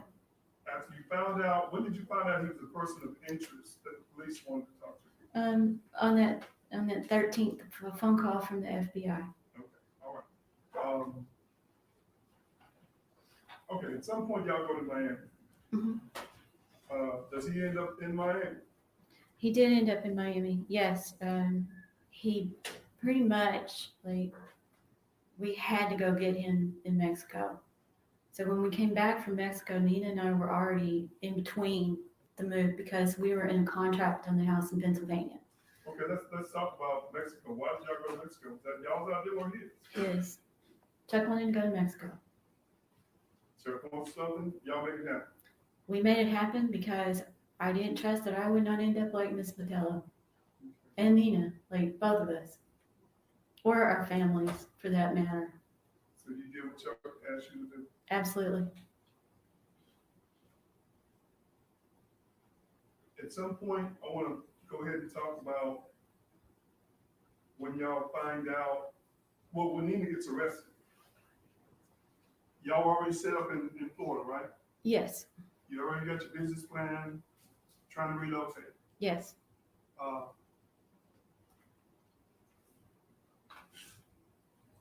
You heard the agent say that you were there the day she got arrested. Is that correct? Yes. Tell them to the jury what happened. Nina had sent me a text that led me to believe that she was either in the process of being arrested or arrested.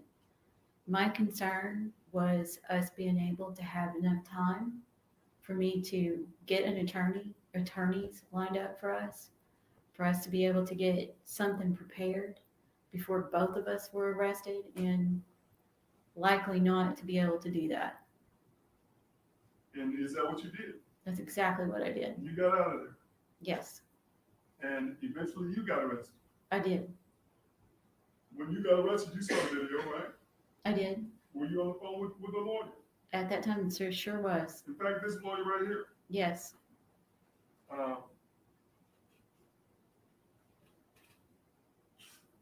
Again, trying to make arrangements for you and Nina. Yes. I think you indicated that you actually even sent a lawyer in Florida to try to help her. I did. I was extremely concerned about Nina's mental health from this. Okay, let me ask you, why were you concerned with Nina's mental health? Nina's an attorney. Nina has spent an incredible amount of her time to be an attorney. She is actually a Cambridge scholar. So Nina really has invested everything into this. This case, in and of itself, has destroyed us. The fact that they have brought this charge against me and Nina has ruined our lives. But ma'am, what I'm asking you about was when Nina was in jail in Florida, did she try to commit suicide? She Or was did they have on her on suicide watch? She was on suicide watch because of these things, because of this. So yes, And so when you see the text messages and you saying you hope Nina keep her shit together, is that what you're referring to? yes, I did not want her to have a meltdown and try to commit suicide or effectively be able to do that.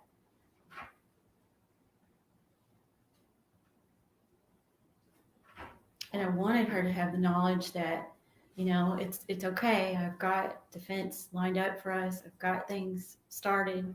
It's, you know, it'll be okay.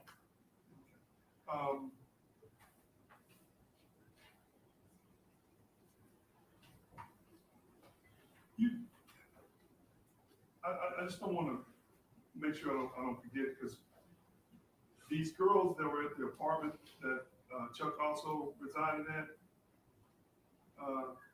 did you tell me, or what did you say anything about him potentially being involved in trafficking? I had suspicion that Chuck was involved with trafficking. Why? Because on a couple of occasions, like two separate ones that I can think of in particular, I found a suitcase at the house that was like in the living room area. It was just like a carry-on. And I looked to see what it was, and it was full of young girls' clothing. It was small sizes, young girls' clothing. Okay. All right. After you got arrested, when did you first find out about that you were being charged with capital murder? At the arrest in Florida, the arresting officer told me it was capital murder of a police officer and terroristic threatening. Okay. Did you know what any of that means? No.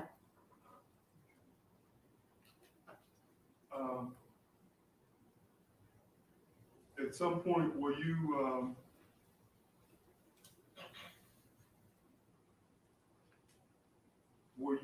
transferred back here to Dallas? Yes. Nina as well? Yes. All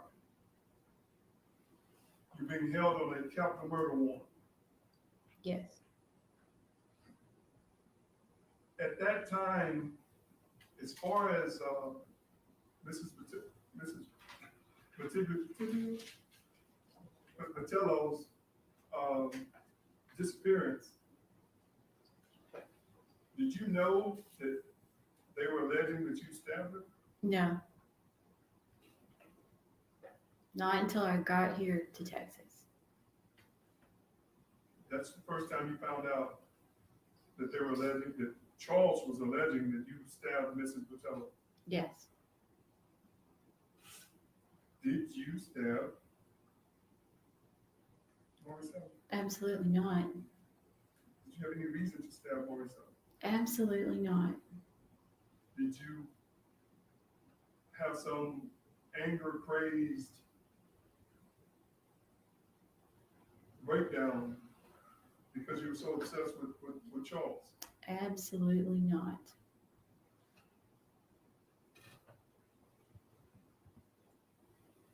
So you find out that you're being charged with, they're alleging that you stabbed Maricela and Nina helped, right? That's what I That was the heard. allegation, correct? That's, yes, So that's both of you are allegation. charged. Yep, Start going through the process, yes, eventually bond out, yes, you get the leg monitors. yes. While you're on bond and you have the leg monitors, are you and Nina still living together? Yes, Got an apartment, we got a house. got a house. All right. Once you're in this house, does any suspicious activities start taking place? Yes, well, actually, it was the entire time that we were out on house arrest. People were posting things about us that they saw us in the actual location.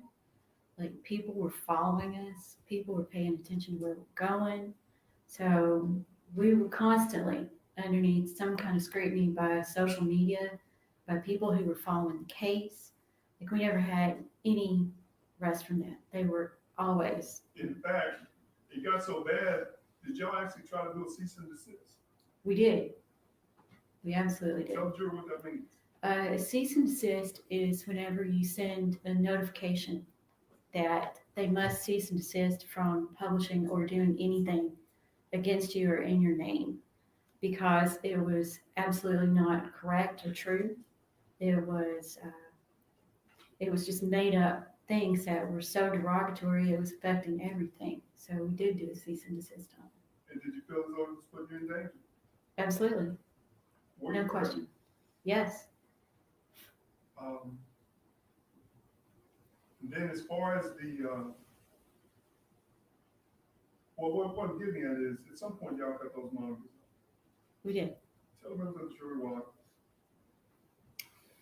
We cut the monitors off because we both felt very much persecuted in this case. I do, as I'm sitting here in front of you today. I feel very much like Nina and I have been completely singled out in this case in a way that it should not have been.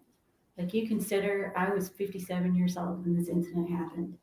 I did nothing but work and raise children all my life. Why would I even be suspicious in this? I've never been arrested. I had no criminal record. Nina's an attorney. She had never had any kind of criminal record. Like we lived a life that was pretty much upstanding. We hadn't ever done anything like this. But let me ask you, okay, you said you felt persecuted. Yes. Is that why Cambodia? Cambodia was a good place for asylum.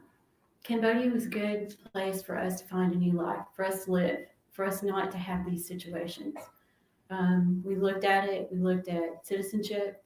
We entered Cambodia legally. We didn't do anything illegal. We did everything you were supposed to do to come into a new country and try to nationalize or to get asylum there. Okay. You were trying to get asylum because you felt persecuted. Absolutely. And were you afraid? Yes, absolutely. Both. For your safety. Absolutely. As a matter of fact, at the time, right before we left and flew out, there was a black pickup truck that had started to park right outside of our house. And it would move on the street, but it was always there. One day I went to the window, me and Nina were cooking in the kitchen, and this black truck is parked right outside our kitchen window. Whenever he saw us, he left. But it was definitely a man, and it was nobody we knew personally, and somebody that shouldn't have been there. And did that give you concern? Absolutely. So when you went to Cambodia, did you do so out of necessity? Yes. In our feelings, absolutely.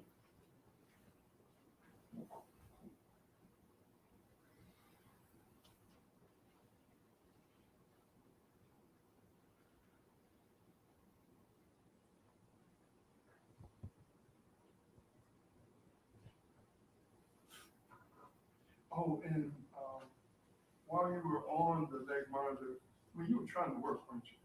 Absolutely. Like I've always worked. Okay. In fact, did you get a job offer I did. while you were on the leg monitor? I did. It was going to help pay for your legal expenses. I did, yes. So what happened with the job? And I got the job fairly quickly whenever we got out. My resume is really clean. So I got this position with the law firm. He tendered an offer to me, which I accepted. With this leg monitor program, you have to get approval for everything you do. And you heard When you say approval, you got to get approval from the judge, right? I do, yes. Anything you do. So I let my attorneys know that I had a job offer. They had to file a motion with a hearing before this judge to get this approved. There's a limited period of time, of course, because I had to start within a certain time range. I had given enough time for my start date to give me like a week or about that for the judge to give approval for me to do this the right way. The minute the motion was filed and it was, known by the prosecution, by the court system, that I had a job and that it was with this firm, the offer was rescinded before the hearing could even take place. Okay. So it was affecting your ability to work. It would have been, it was an impossibility. Every time I would get an interview or try to get an interview, the time frame or me being able to get to that interview was impossible. And you didn't think that was a coincidence, did you? No, I definitely did not. Is that why you kind of felt like y'all were being persecuted? Yes, one of the reasons.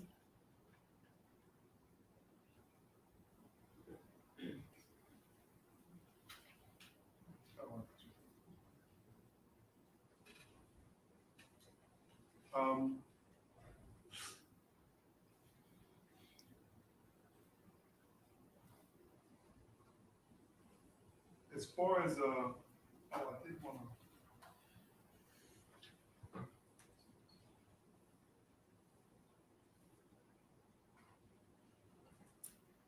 Let me show you what's marked as, Mayor Pro Tem. Thank you. What's marked as defense exhibit number 13. That's it, right?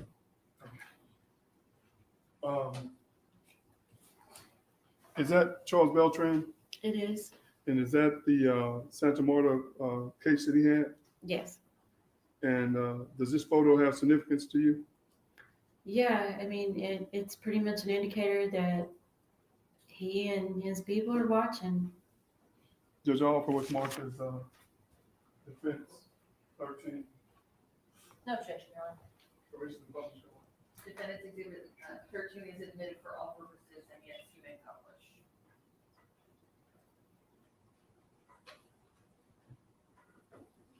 Again, this is the little Santa Marta emblem, correct? Yes. And this is Charles Beltran, right? Yes. And he's telling you that we're always watching. Yes. Was that threatening to you? Very. Did you believe that he and his people were always watching? Yes. Is that why you went to Cambodia? Yes.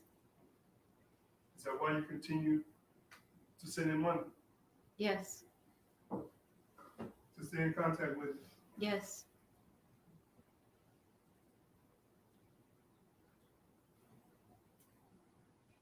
I'll pass the witness, Judge. Cross-examination. Thank you, Your Honor. So Ms. Dykes,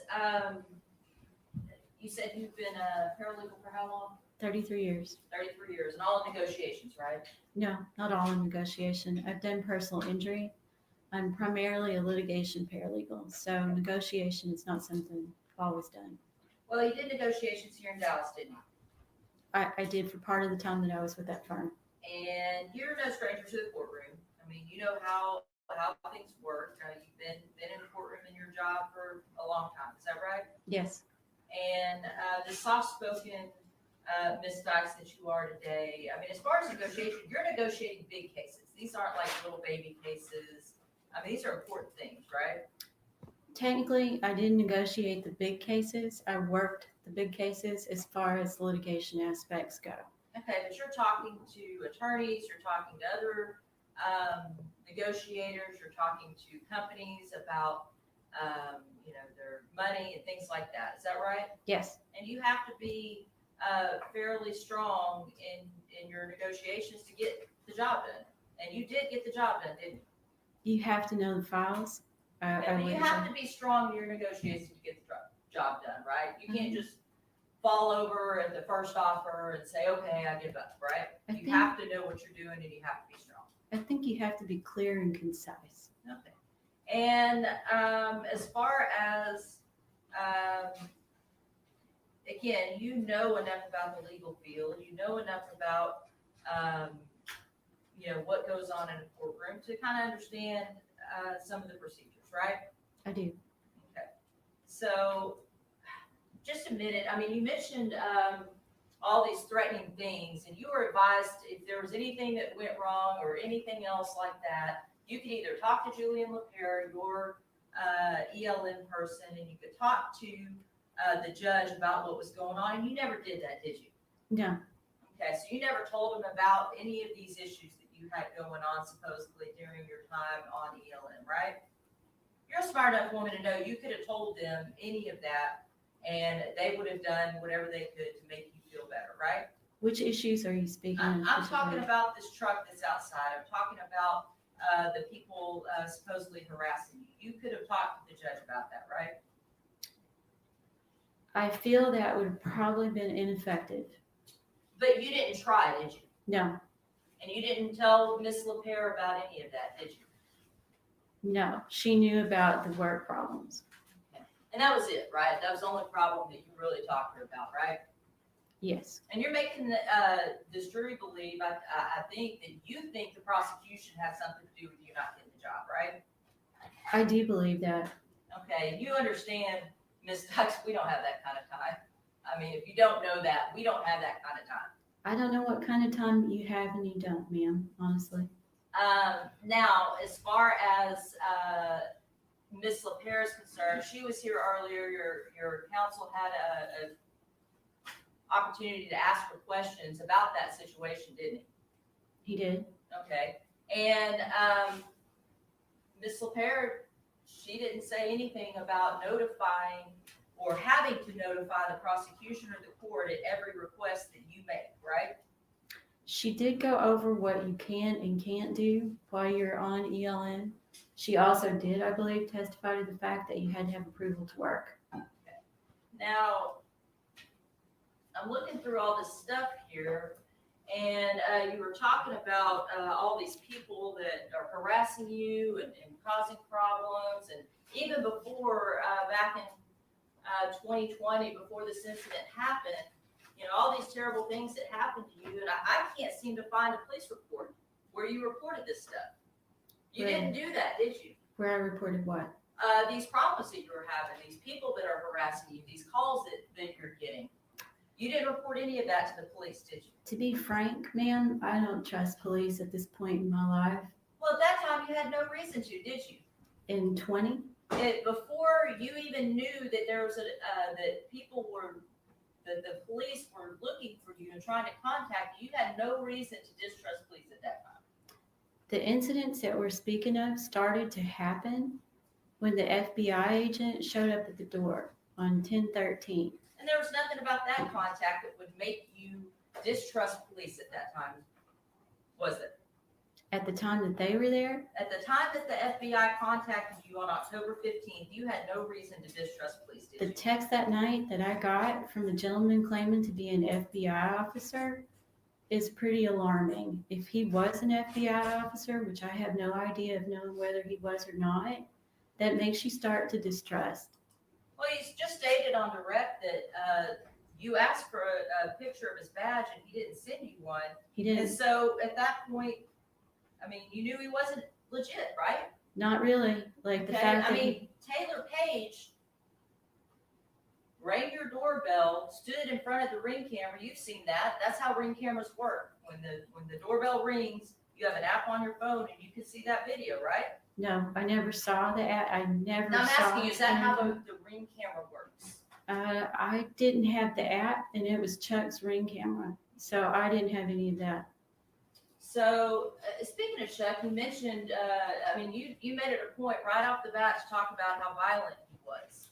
Again, I'm looking through all of this stuff, and I don't see one police report that you called in on Chuck the entire time that you all lived together. I You would, didn't do that, did you? I would not have, I would not dare to have done that. He is not the kind of man you make a police report on and have anything come of that that's good. Okay, so he's not the kind of man, I mean, if he does something in your home that you invited him into, that you put him up in, that you bought him all that equipment, that you bought him that car, that you paid for all his shoes and his clothing and things like that, he's not the kind of man that you could call and report him to the police and he get arrested and be out of your life. That's how simple it was, right? It was not that simple. Chuck was Now, not the kind of guy you talk about Chuck's friends. Dax, Freddie, you know them, right? I do know them through the They've club. been to your house plenty of times, right? They have. Okay, and I mean, they talked about how everybody knew that you were in a relationship with Chuck, right? They talked about that. They said that, yes. Okay, and so it was common knowledge that this arrangement between you and Chuck really didn't have much at all to do with his rap career, if anything, because we saw Defense Exhibit 7. And any woman that is trying to save for retirement and save up and make a smart financial decisions is not going to feed money into that man and that kind of rap and that kind of video after she saw what was produced. That doesn't make any sense, does it? His first productions out of Austin, as I had said, were Ma'am, much, I'm asking about this Judge, production. asked that she be allowed to answer the question. I mean, I understand they're on call, but Sustained, please allow the witness to answer the question. And my question to you is, after seeing what he produced on Defendant's Exhibit 7, Picture Me This, where the lyrics are dickety dick and lickety lick, no woman trying to save for retirement is going to continue to invest in that, correct? That's my question to you. they may, if there's a potential for improvement, if there's a potential for it to change to reflect what the actual work that was done before is produced, then yes, they might But you're stay trying to into it. save for retirement, aren't you? I'm trying to build an income stream that would sustain me through later years. Now, as far as the court proceedings go, I mean, you bonded out in, I believe, May of 2021. Is that right? Yes, Okay, and Nina got out first, and you got out, and you all were able to get a nice little house together and live together on ELM. And it wasn't great, but it wasn't that bad, was it? no, it's pretty bad. Okay, and looking at the past slips,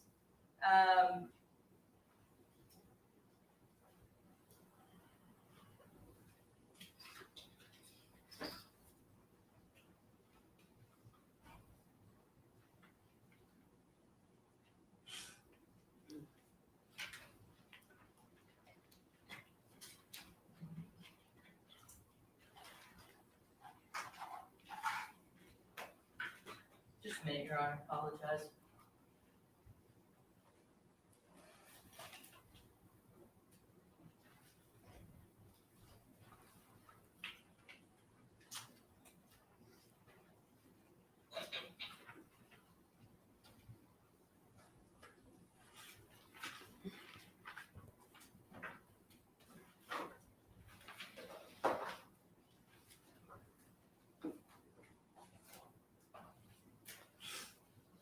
put these in order, Ms.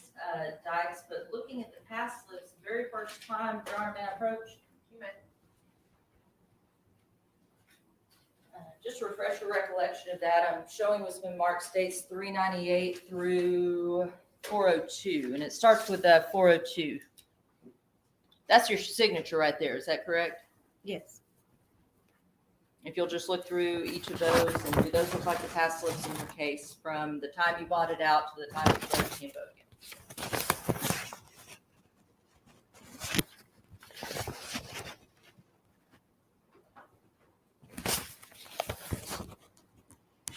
Yes. Now, Your Honor, state offer states 398 through 402 for all purposes. No objection, Judge. Starting in September. Hold on, okay. Oh, I'm sorry, Your Honor. 398 through 402 Yes, Your Honor. are admitted for all purposes. Okay, permission to publish. Looking at states 402, this is September 21st. You signed that pass slip, and it just says discovery needed, right? Mm-hmm. You were here for. I'm sorry. Yes. You didn't talk to anybody, any prosecutors. You didn't have to go to the courtroom. You just talked to your attorney and you left. Is that right? Yes. Okay. States 398, October 1st, 2021. Your signature's not even there, is it? No, You didn't have to even show up in court, right? I don't think so. I don't recall exactly, but I don't think so. Okay, but you would have signed it if you had to show up, right? Possibly. Okay, October 29th, 2021. Again, your signature's not there, right? Right. Yes. So you didn't sign that pass slip either. November 29th, 2021, you didn't sign that pass slip, and that's in states 400. Yes. And then on December 29th, 2021, you're actually in Cambodia at this time, right? No, that's November 29th, 2021. Okay, but it's reset to December 29th, 2021. Is that correct? It was reset to that day. The day of that signature was November 29th, 2021. Okay, and you didn't have to sign that day either, right? No. So you're not having to spend any time up here. No. Okay.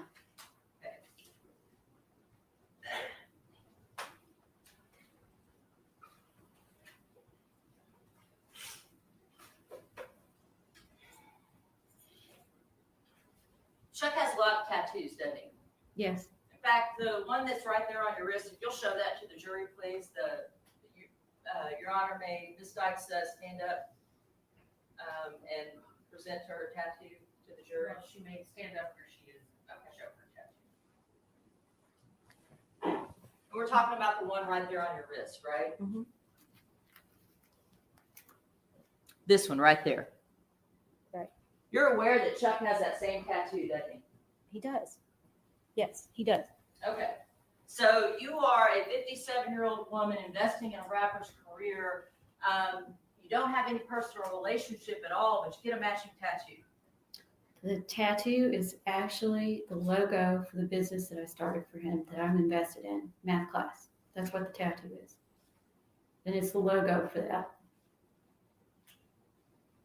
Now, you and Nina are really close, aren't you? Yes. You know pretty much everything about each other, right? Yes, I would think. She talked to you while she was in Pennsylvania. We have consistently kept a relationship for 16 years. Okay, so she talks. You guys talk all the time. We do.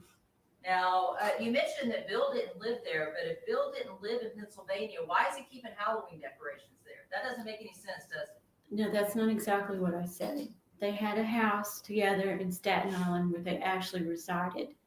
This house is a house where they were repairing the house to sell it as a couple or to live in it as they chose to do. They did have personal property there from both of them. This Miss Scarpa just made up this fact that you guys knelt there, right? Miss Scarpa had said what she said for whatever reason she did, but it was not true. Okay. And Olivia Martinez, I almost said Rodriguez again. Olivia Martinez, she was somebody that you were training, right? She was someone I trained, yes. And you guys kept the same office, didn't you? She was put into my office so that I could train her, Okay, so you guys shared an office, didn't you? yes.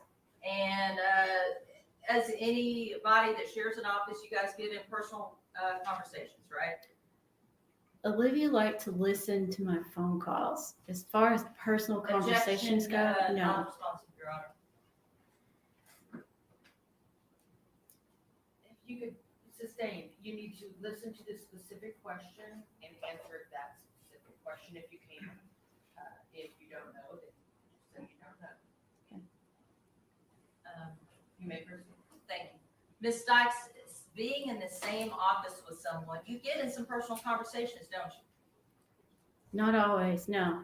Okay, but you did have some personal conversations with Olivia, didn't you? About certain things. And you talked to her about Chuck sometimes, right? Honestly, no. I didn't talk to Olivia about Chuck. You never talked to her about Chuck, No. okay? You never talked to her about Nina either, did you? No, actually, Nina, she met coming into the office. Nina used to come and sit with me in the office. Okay, and you know that she testified that you all had several personal conversations at work. You recall that conversation? I remember her testimony. Okay, so there's a person number 2 that's lying, right? Seems to be Olivia had some thoughts that weren't exactly correct. Okay. And Kat De Leon, she's a hairdresser. You went to her for years, didn't you? I did. And you guys were close, weren't you? No, she was my hairdresser. Okay. And as a hairdresser, you know the gig. I mean, you stick with the same hairdresser for a while. They know your styles, they know your fashions, they know the things you like, right? Should, yes. Okay. And she was a good hairdresser, wasn't she? She was good with color, yes. Okay.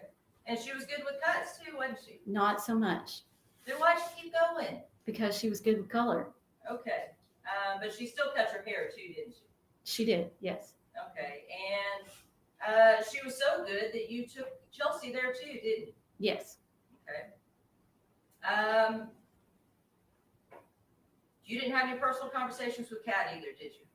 We did have personal conversations. We So sure you did. told her about Chuck. I did tell her that Chuck was there in the house, yes. Okay. And you told her about you talked about him all the time, didn't you? No, not all the time. You talked about him frequently to her, didn't you? When she asked, I answered her. And of course, if he was this mean, awful, violent person, you could have told her that. You would have told her that. Not necessarily. But you told her about the sex, didn't you? No, I didn't. You didn't tell her anything about you guys having any kind of sexual relationship. No, I didn't, because that wouldn't be true.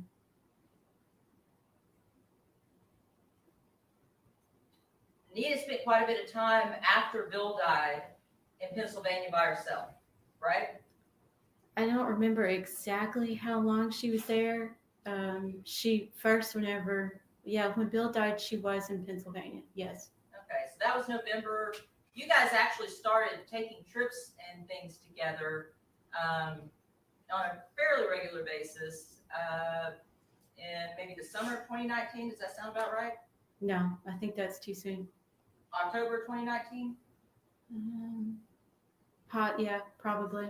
Okay, and then he passes in, and that's when you guys really kind of started going from being best friends to taking this to a different level, right? Nina and I still to this day are best friends. So the commitment to actually marry didn't come until April or May. I'm not talking about marriage, Ms. Dykes. I'm talking about where you all start discussing and making a decision that this isn't just a best friend buddy situation, that we're going to be in a different type of relationship. That happened around October 2019. Is that right? I think that's way too soon. Okay. It But wasn't if you that early. told Kat De Leon that it was October 2019, that's mistaken? I think Kat's probably off on that, because we really didn't start even remotely thinking about anything like that until 20. Bill passes in 2019, is that correct? I really don't remember. I think so. November 2019, right? I believe so. And you and you and Nina, y'all start getting closer and closer. Is that fair to say? Yes, she was going through a lot of things. I mean, we were already extremely, extremely close, but her suffering from Bill dying was pretty extraordinary. So, yes, Okay, and you knew about some of her relationships too, is that right? I did. You knew that she was having a relationship with a guy in Pennsylvania. I can't recall his name, but you remember that she was having a relationship with a guy in Pennsylvania. No, she didn't really have a relationship with anybody in Pennsylvania. She You saw somebody maybe in Pennsylvania, but not a relationship. Okay, relationship might be a little more than what it was, but she was texting a guy and she saw a guy and they had sex while she was in Pennsylvania. Is that? I think so, yes. And you know that, I mean, she texted this guy and she told that guy all about you, her fiance, and all about Chuck the third. I don't know. I never saw anything like that. It was clear that you guys were open about what the deal was. You and Nina were married and Chuck was your guy. No, he wasn't.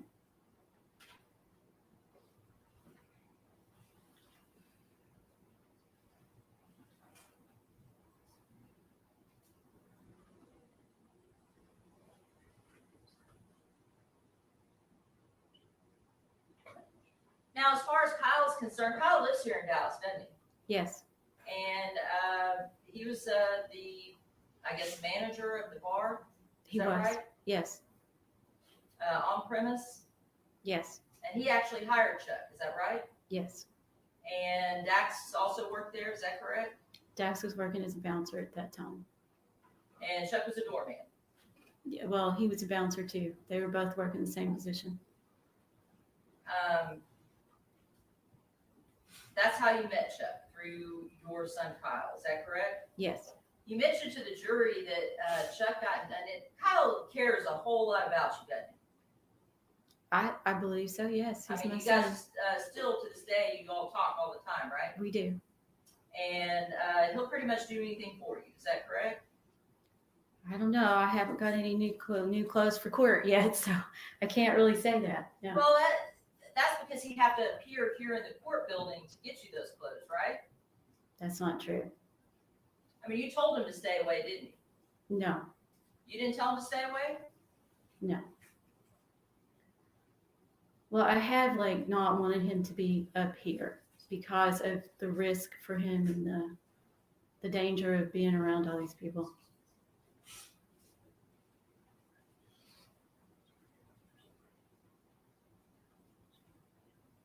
Your Honor, may we approach?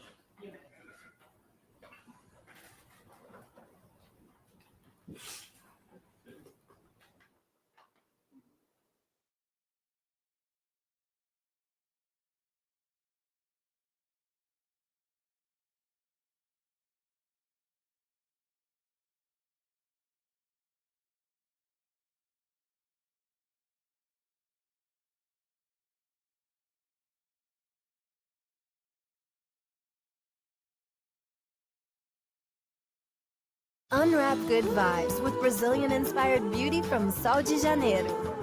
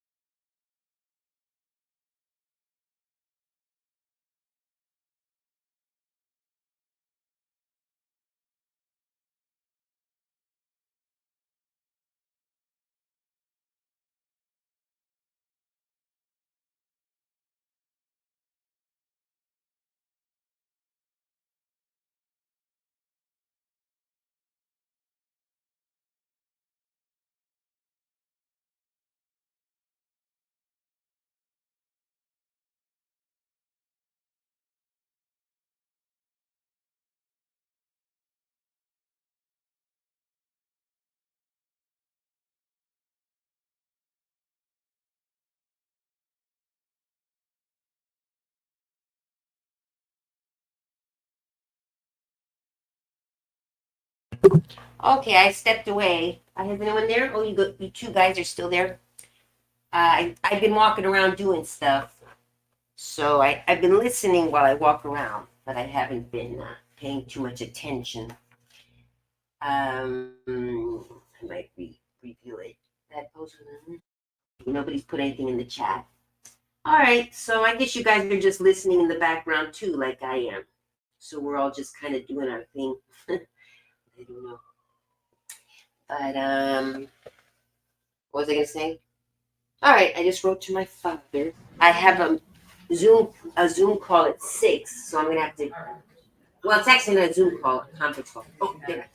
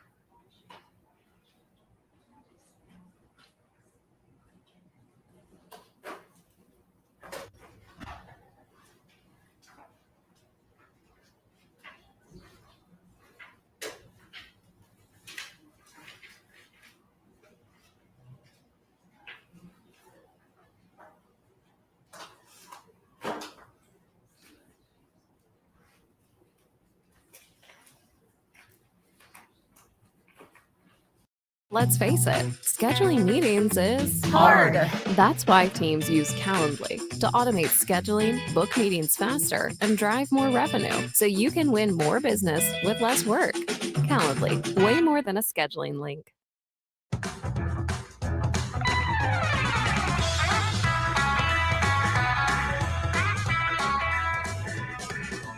People ask me all the time, what do I wear now that I'm over 50?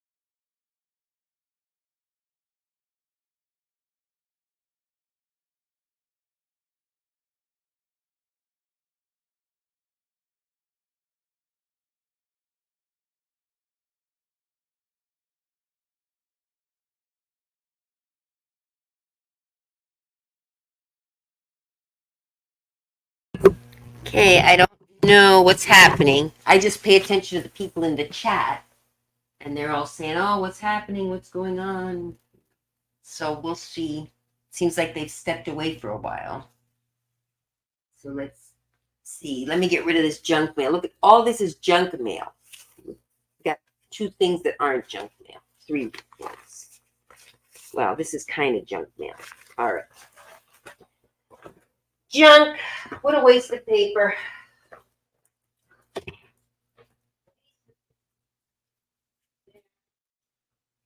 This. Put this over here. This one goes over here. This one goes over here too. Those are the ones I'm taking north with me. Let's see. This one. Look out.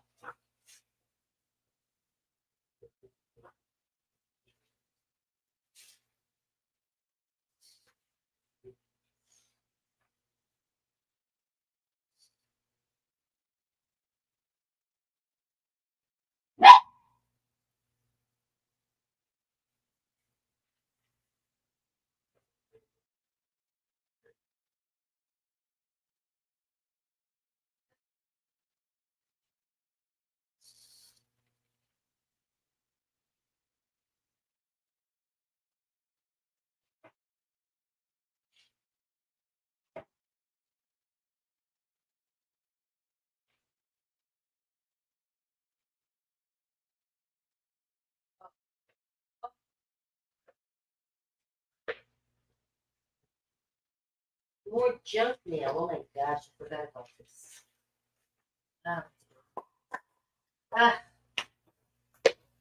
All right, well, I don't know what's going on. It seems like they got to come back. It's not over yet. It's 5 here, means it's 4 o'clock in Texas. They're only an hour. I thought they were more hours ahead of us, but they're only an hour ahead of, an hour earlier in the day. So if it's 5:10 here, it's 4:10 there. It feels like they would go until 5.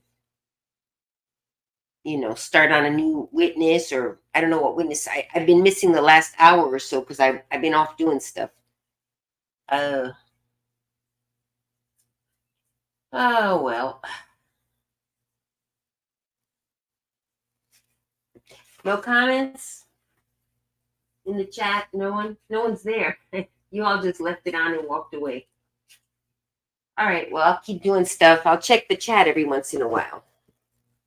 Oopsie. There we go. She laid down on her bed. Oh. I'm really depressed about the war. I hope it ends soon.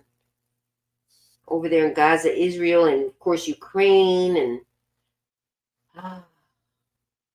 there's wars all over the world now, and a lot of them are involving the Muslims. You know, civil wars and Islam, extremist Islam. So this is going to blow up into a world war, and then that's going to last years. And we got to be ready. And they're even coming inside the United States. They're getting in some spies and terrorists. You know, oh, conspiracy theory. No, it's not. It's logical. They're just open the borders. Anyone could come in. That's how the Boston Marathon people got in, and the people who did the building. You just have to get a tourist visa. Or residents that have been studying, working here. That the one who bombed the Boston Marathon and his brother, I think they were here legally. One was married to an American lady. The other, I believe, was a student on a student visa. But, you know, they get in legally. So imagine getting in illegally is now easy. The ones who really, really want to can get in illegally. We gotta stem immigration for a while. So, you know, really, really vet these people. I heard a girl in the pharmacy today. She needed a shot because she came in illegally, and now she's processing the paperwork for her residency. It's just not fair. Process your paperwork back in your own country. But I'm not concerned so much about the ones that are coming here to work, because they really just want to work and make money. And, you know, I understand that. They come on a tourist visa. Well, I don't know if she came in illegally or if she came on a tourist visa, but she's overstayed her visa, if that, because you can't stay longer than 2 stints of 6 months if you're not from here. So she's been here a year and a half. I overheard her. That's how I know all this. So she's overstayed her stint. She's now illegal. And now she's trying to do her residency. And I'm just like, it's not fair. There are people who do it well, you do their residency properly. She's trying to. It's still not going to be easy for her, but she might have married. So maybe she's found someone who'll marry her. I don't know. I gotta not worry too much. But I do worry. I do worry the country we're going to leave to my nieces. This is not America anymore. The way these liberals are acting, this is not America. Yeah. Free speech is great, but the way they're vandalizing and supporting the wrong side. Anyway, let's hope it ends soon. 3 people. Yeah, we're waiting for them to come back. I guess it's over. I don't know. Hi, Owen. I think it's over. I think the trial is over for the day, because now, you know what? They might have started a new one. Yesterday, they ended it and then a new one started. So let's see. Dallas police see the man who. Yeah, no, that was the 7-hour one. Yeah, they didn't even say like the trial is, we will recess for the day, all that. I didn't hear that. I wasn't here the whole time. I stepped away, as I assume some of you did. Maybe it's over. I clicked out because if you stay in, the chat keeps going. Let's see if I can get back to it. Oh, here we go. Is it too late? Yeah, no, the chat's gone. That means it ended. Oh, well, I guess it's over then. Stop sharing. There. Am I in there now? All right, close that tab. So I've been on here 3 hours, but because we were watching the trial. You all probably saw me walking around. I even forgot I was on camera. I hope I didn't do anything embarrassing. I was running errands back and forth. Of course, it was small, but still. My dog. Oh, yeah, my dog was attacking me at one point. I had to jump up on the couch. I completely forgot I was on camera. She's a crazy dog. She has a neurological disorder. So sometimes she growls at me. And I was testing her eyesight. If any of you were watching, I have a feeling she either has poor eyesight. I don't think she's completely blind, but maybe she is, because she acts like she can't see sometimes. So you might have seen I was testing her eyesight. She was growling at me. I jumped on if anybody saw me doing that at one point. That's what I was trying to do. If you thought I was like clapping to see if her hearing was. Otherwise, you're probably thinking, oh, what the heck is she doing? I was testing. I was clapping and snapping and testing if she could look, if she would look in the direction, and she wasn't looking where the noise was coming from. She was like looking around like this.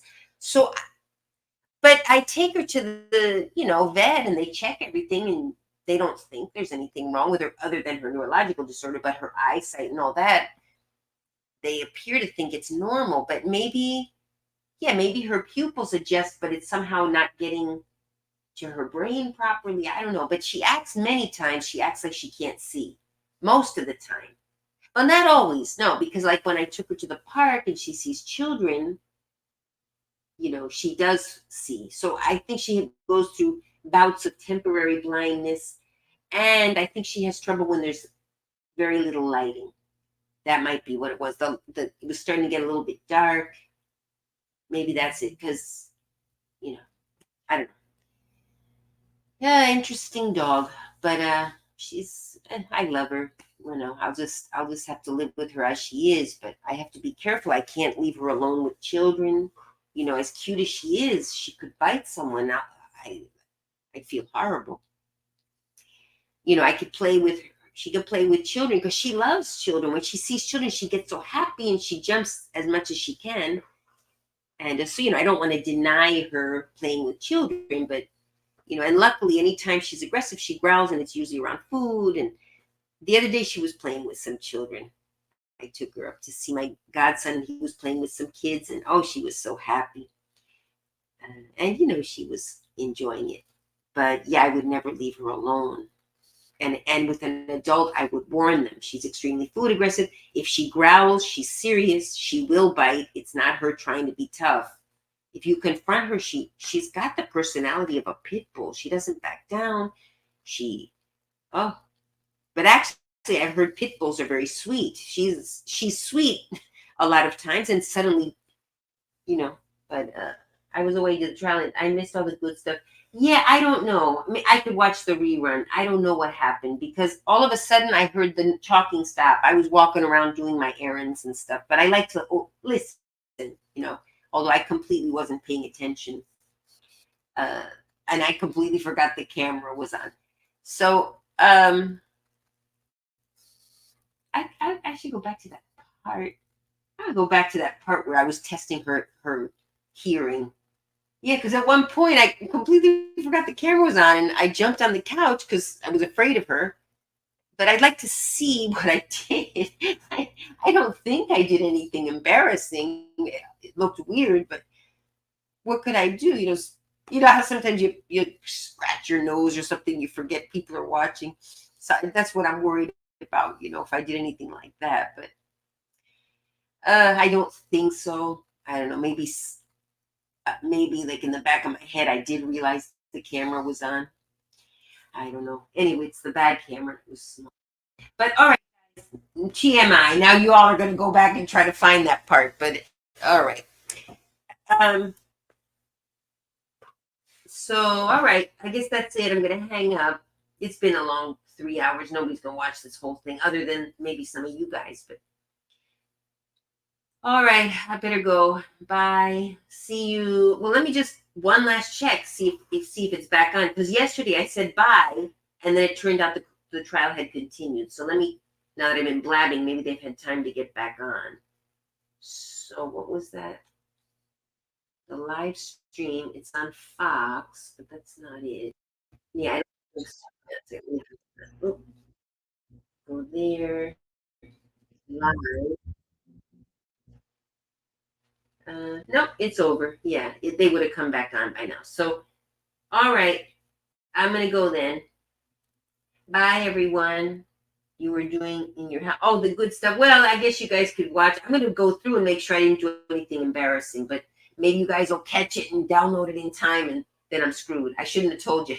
But yeah, like for a couple of hours, I was walking around, listening, this and that, drinking. I think I drank out of this, which I normally would not do. Although I have done that on camera before. I drink out of the bottle. I'm the only one home right now, so it's not like other people. When there are other people in the house, I don't do that. But when I'm alone, I drink out of the milk carton and out of the. When my parents are here, I don't, because they scold me. They say, "Hey, we're all sharing," So okay, see you soon. I gotta go back now and beat you guys to it and see what I did. Bye. Oh, hang on. Yeah. Oh, Fresca's awesome. It is 0 calories. It's my favorite. I've been drinking it since I was little. Oh, I gotta hang up. I keep saying that, and then if I get another comment, I stay on. Okay. Bye, everyone. Bye. See you maybe tomorrow. I have to do an errand in the morning. Oh, I gotta get on my call soon. It's still time. Okay. Bye.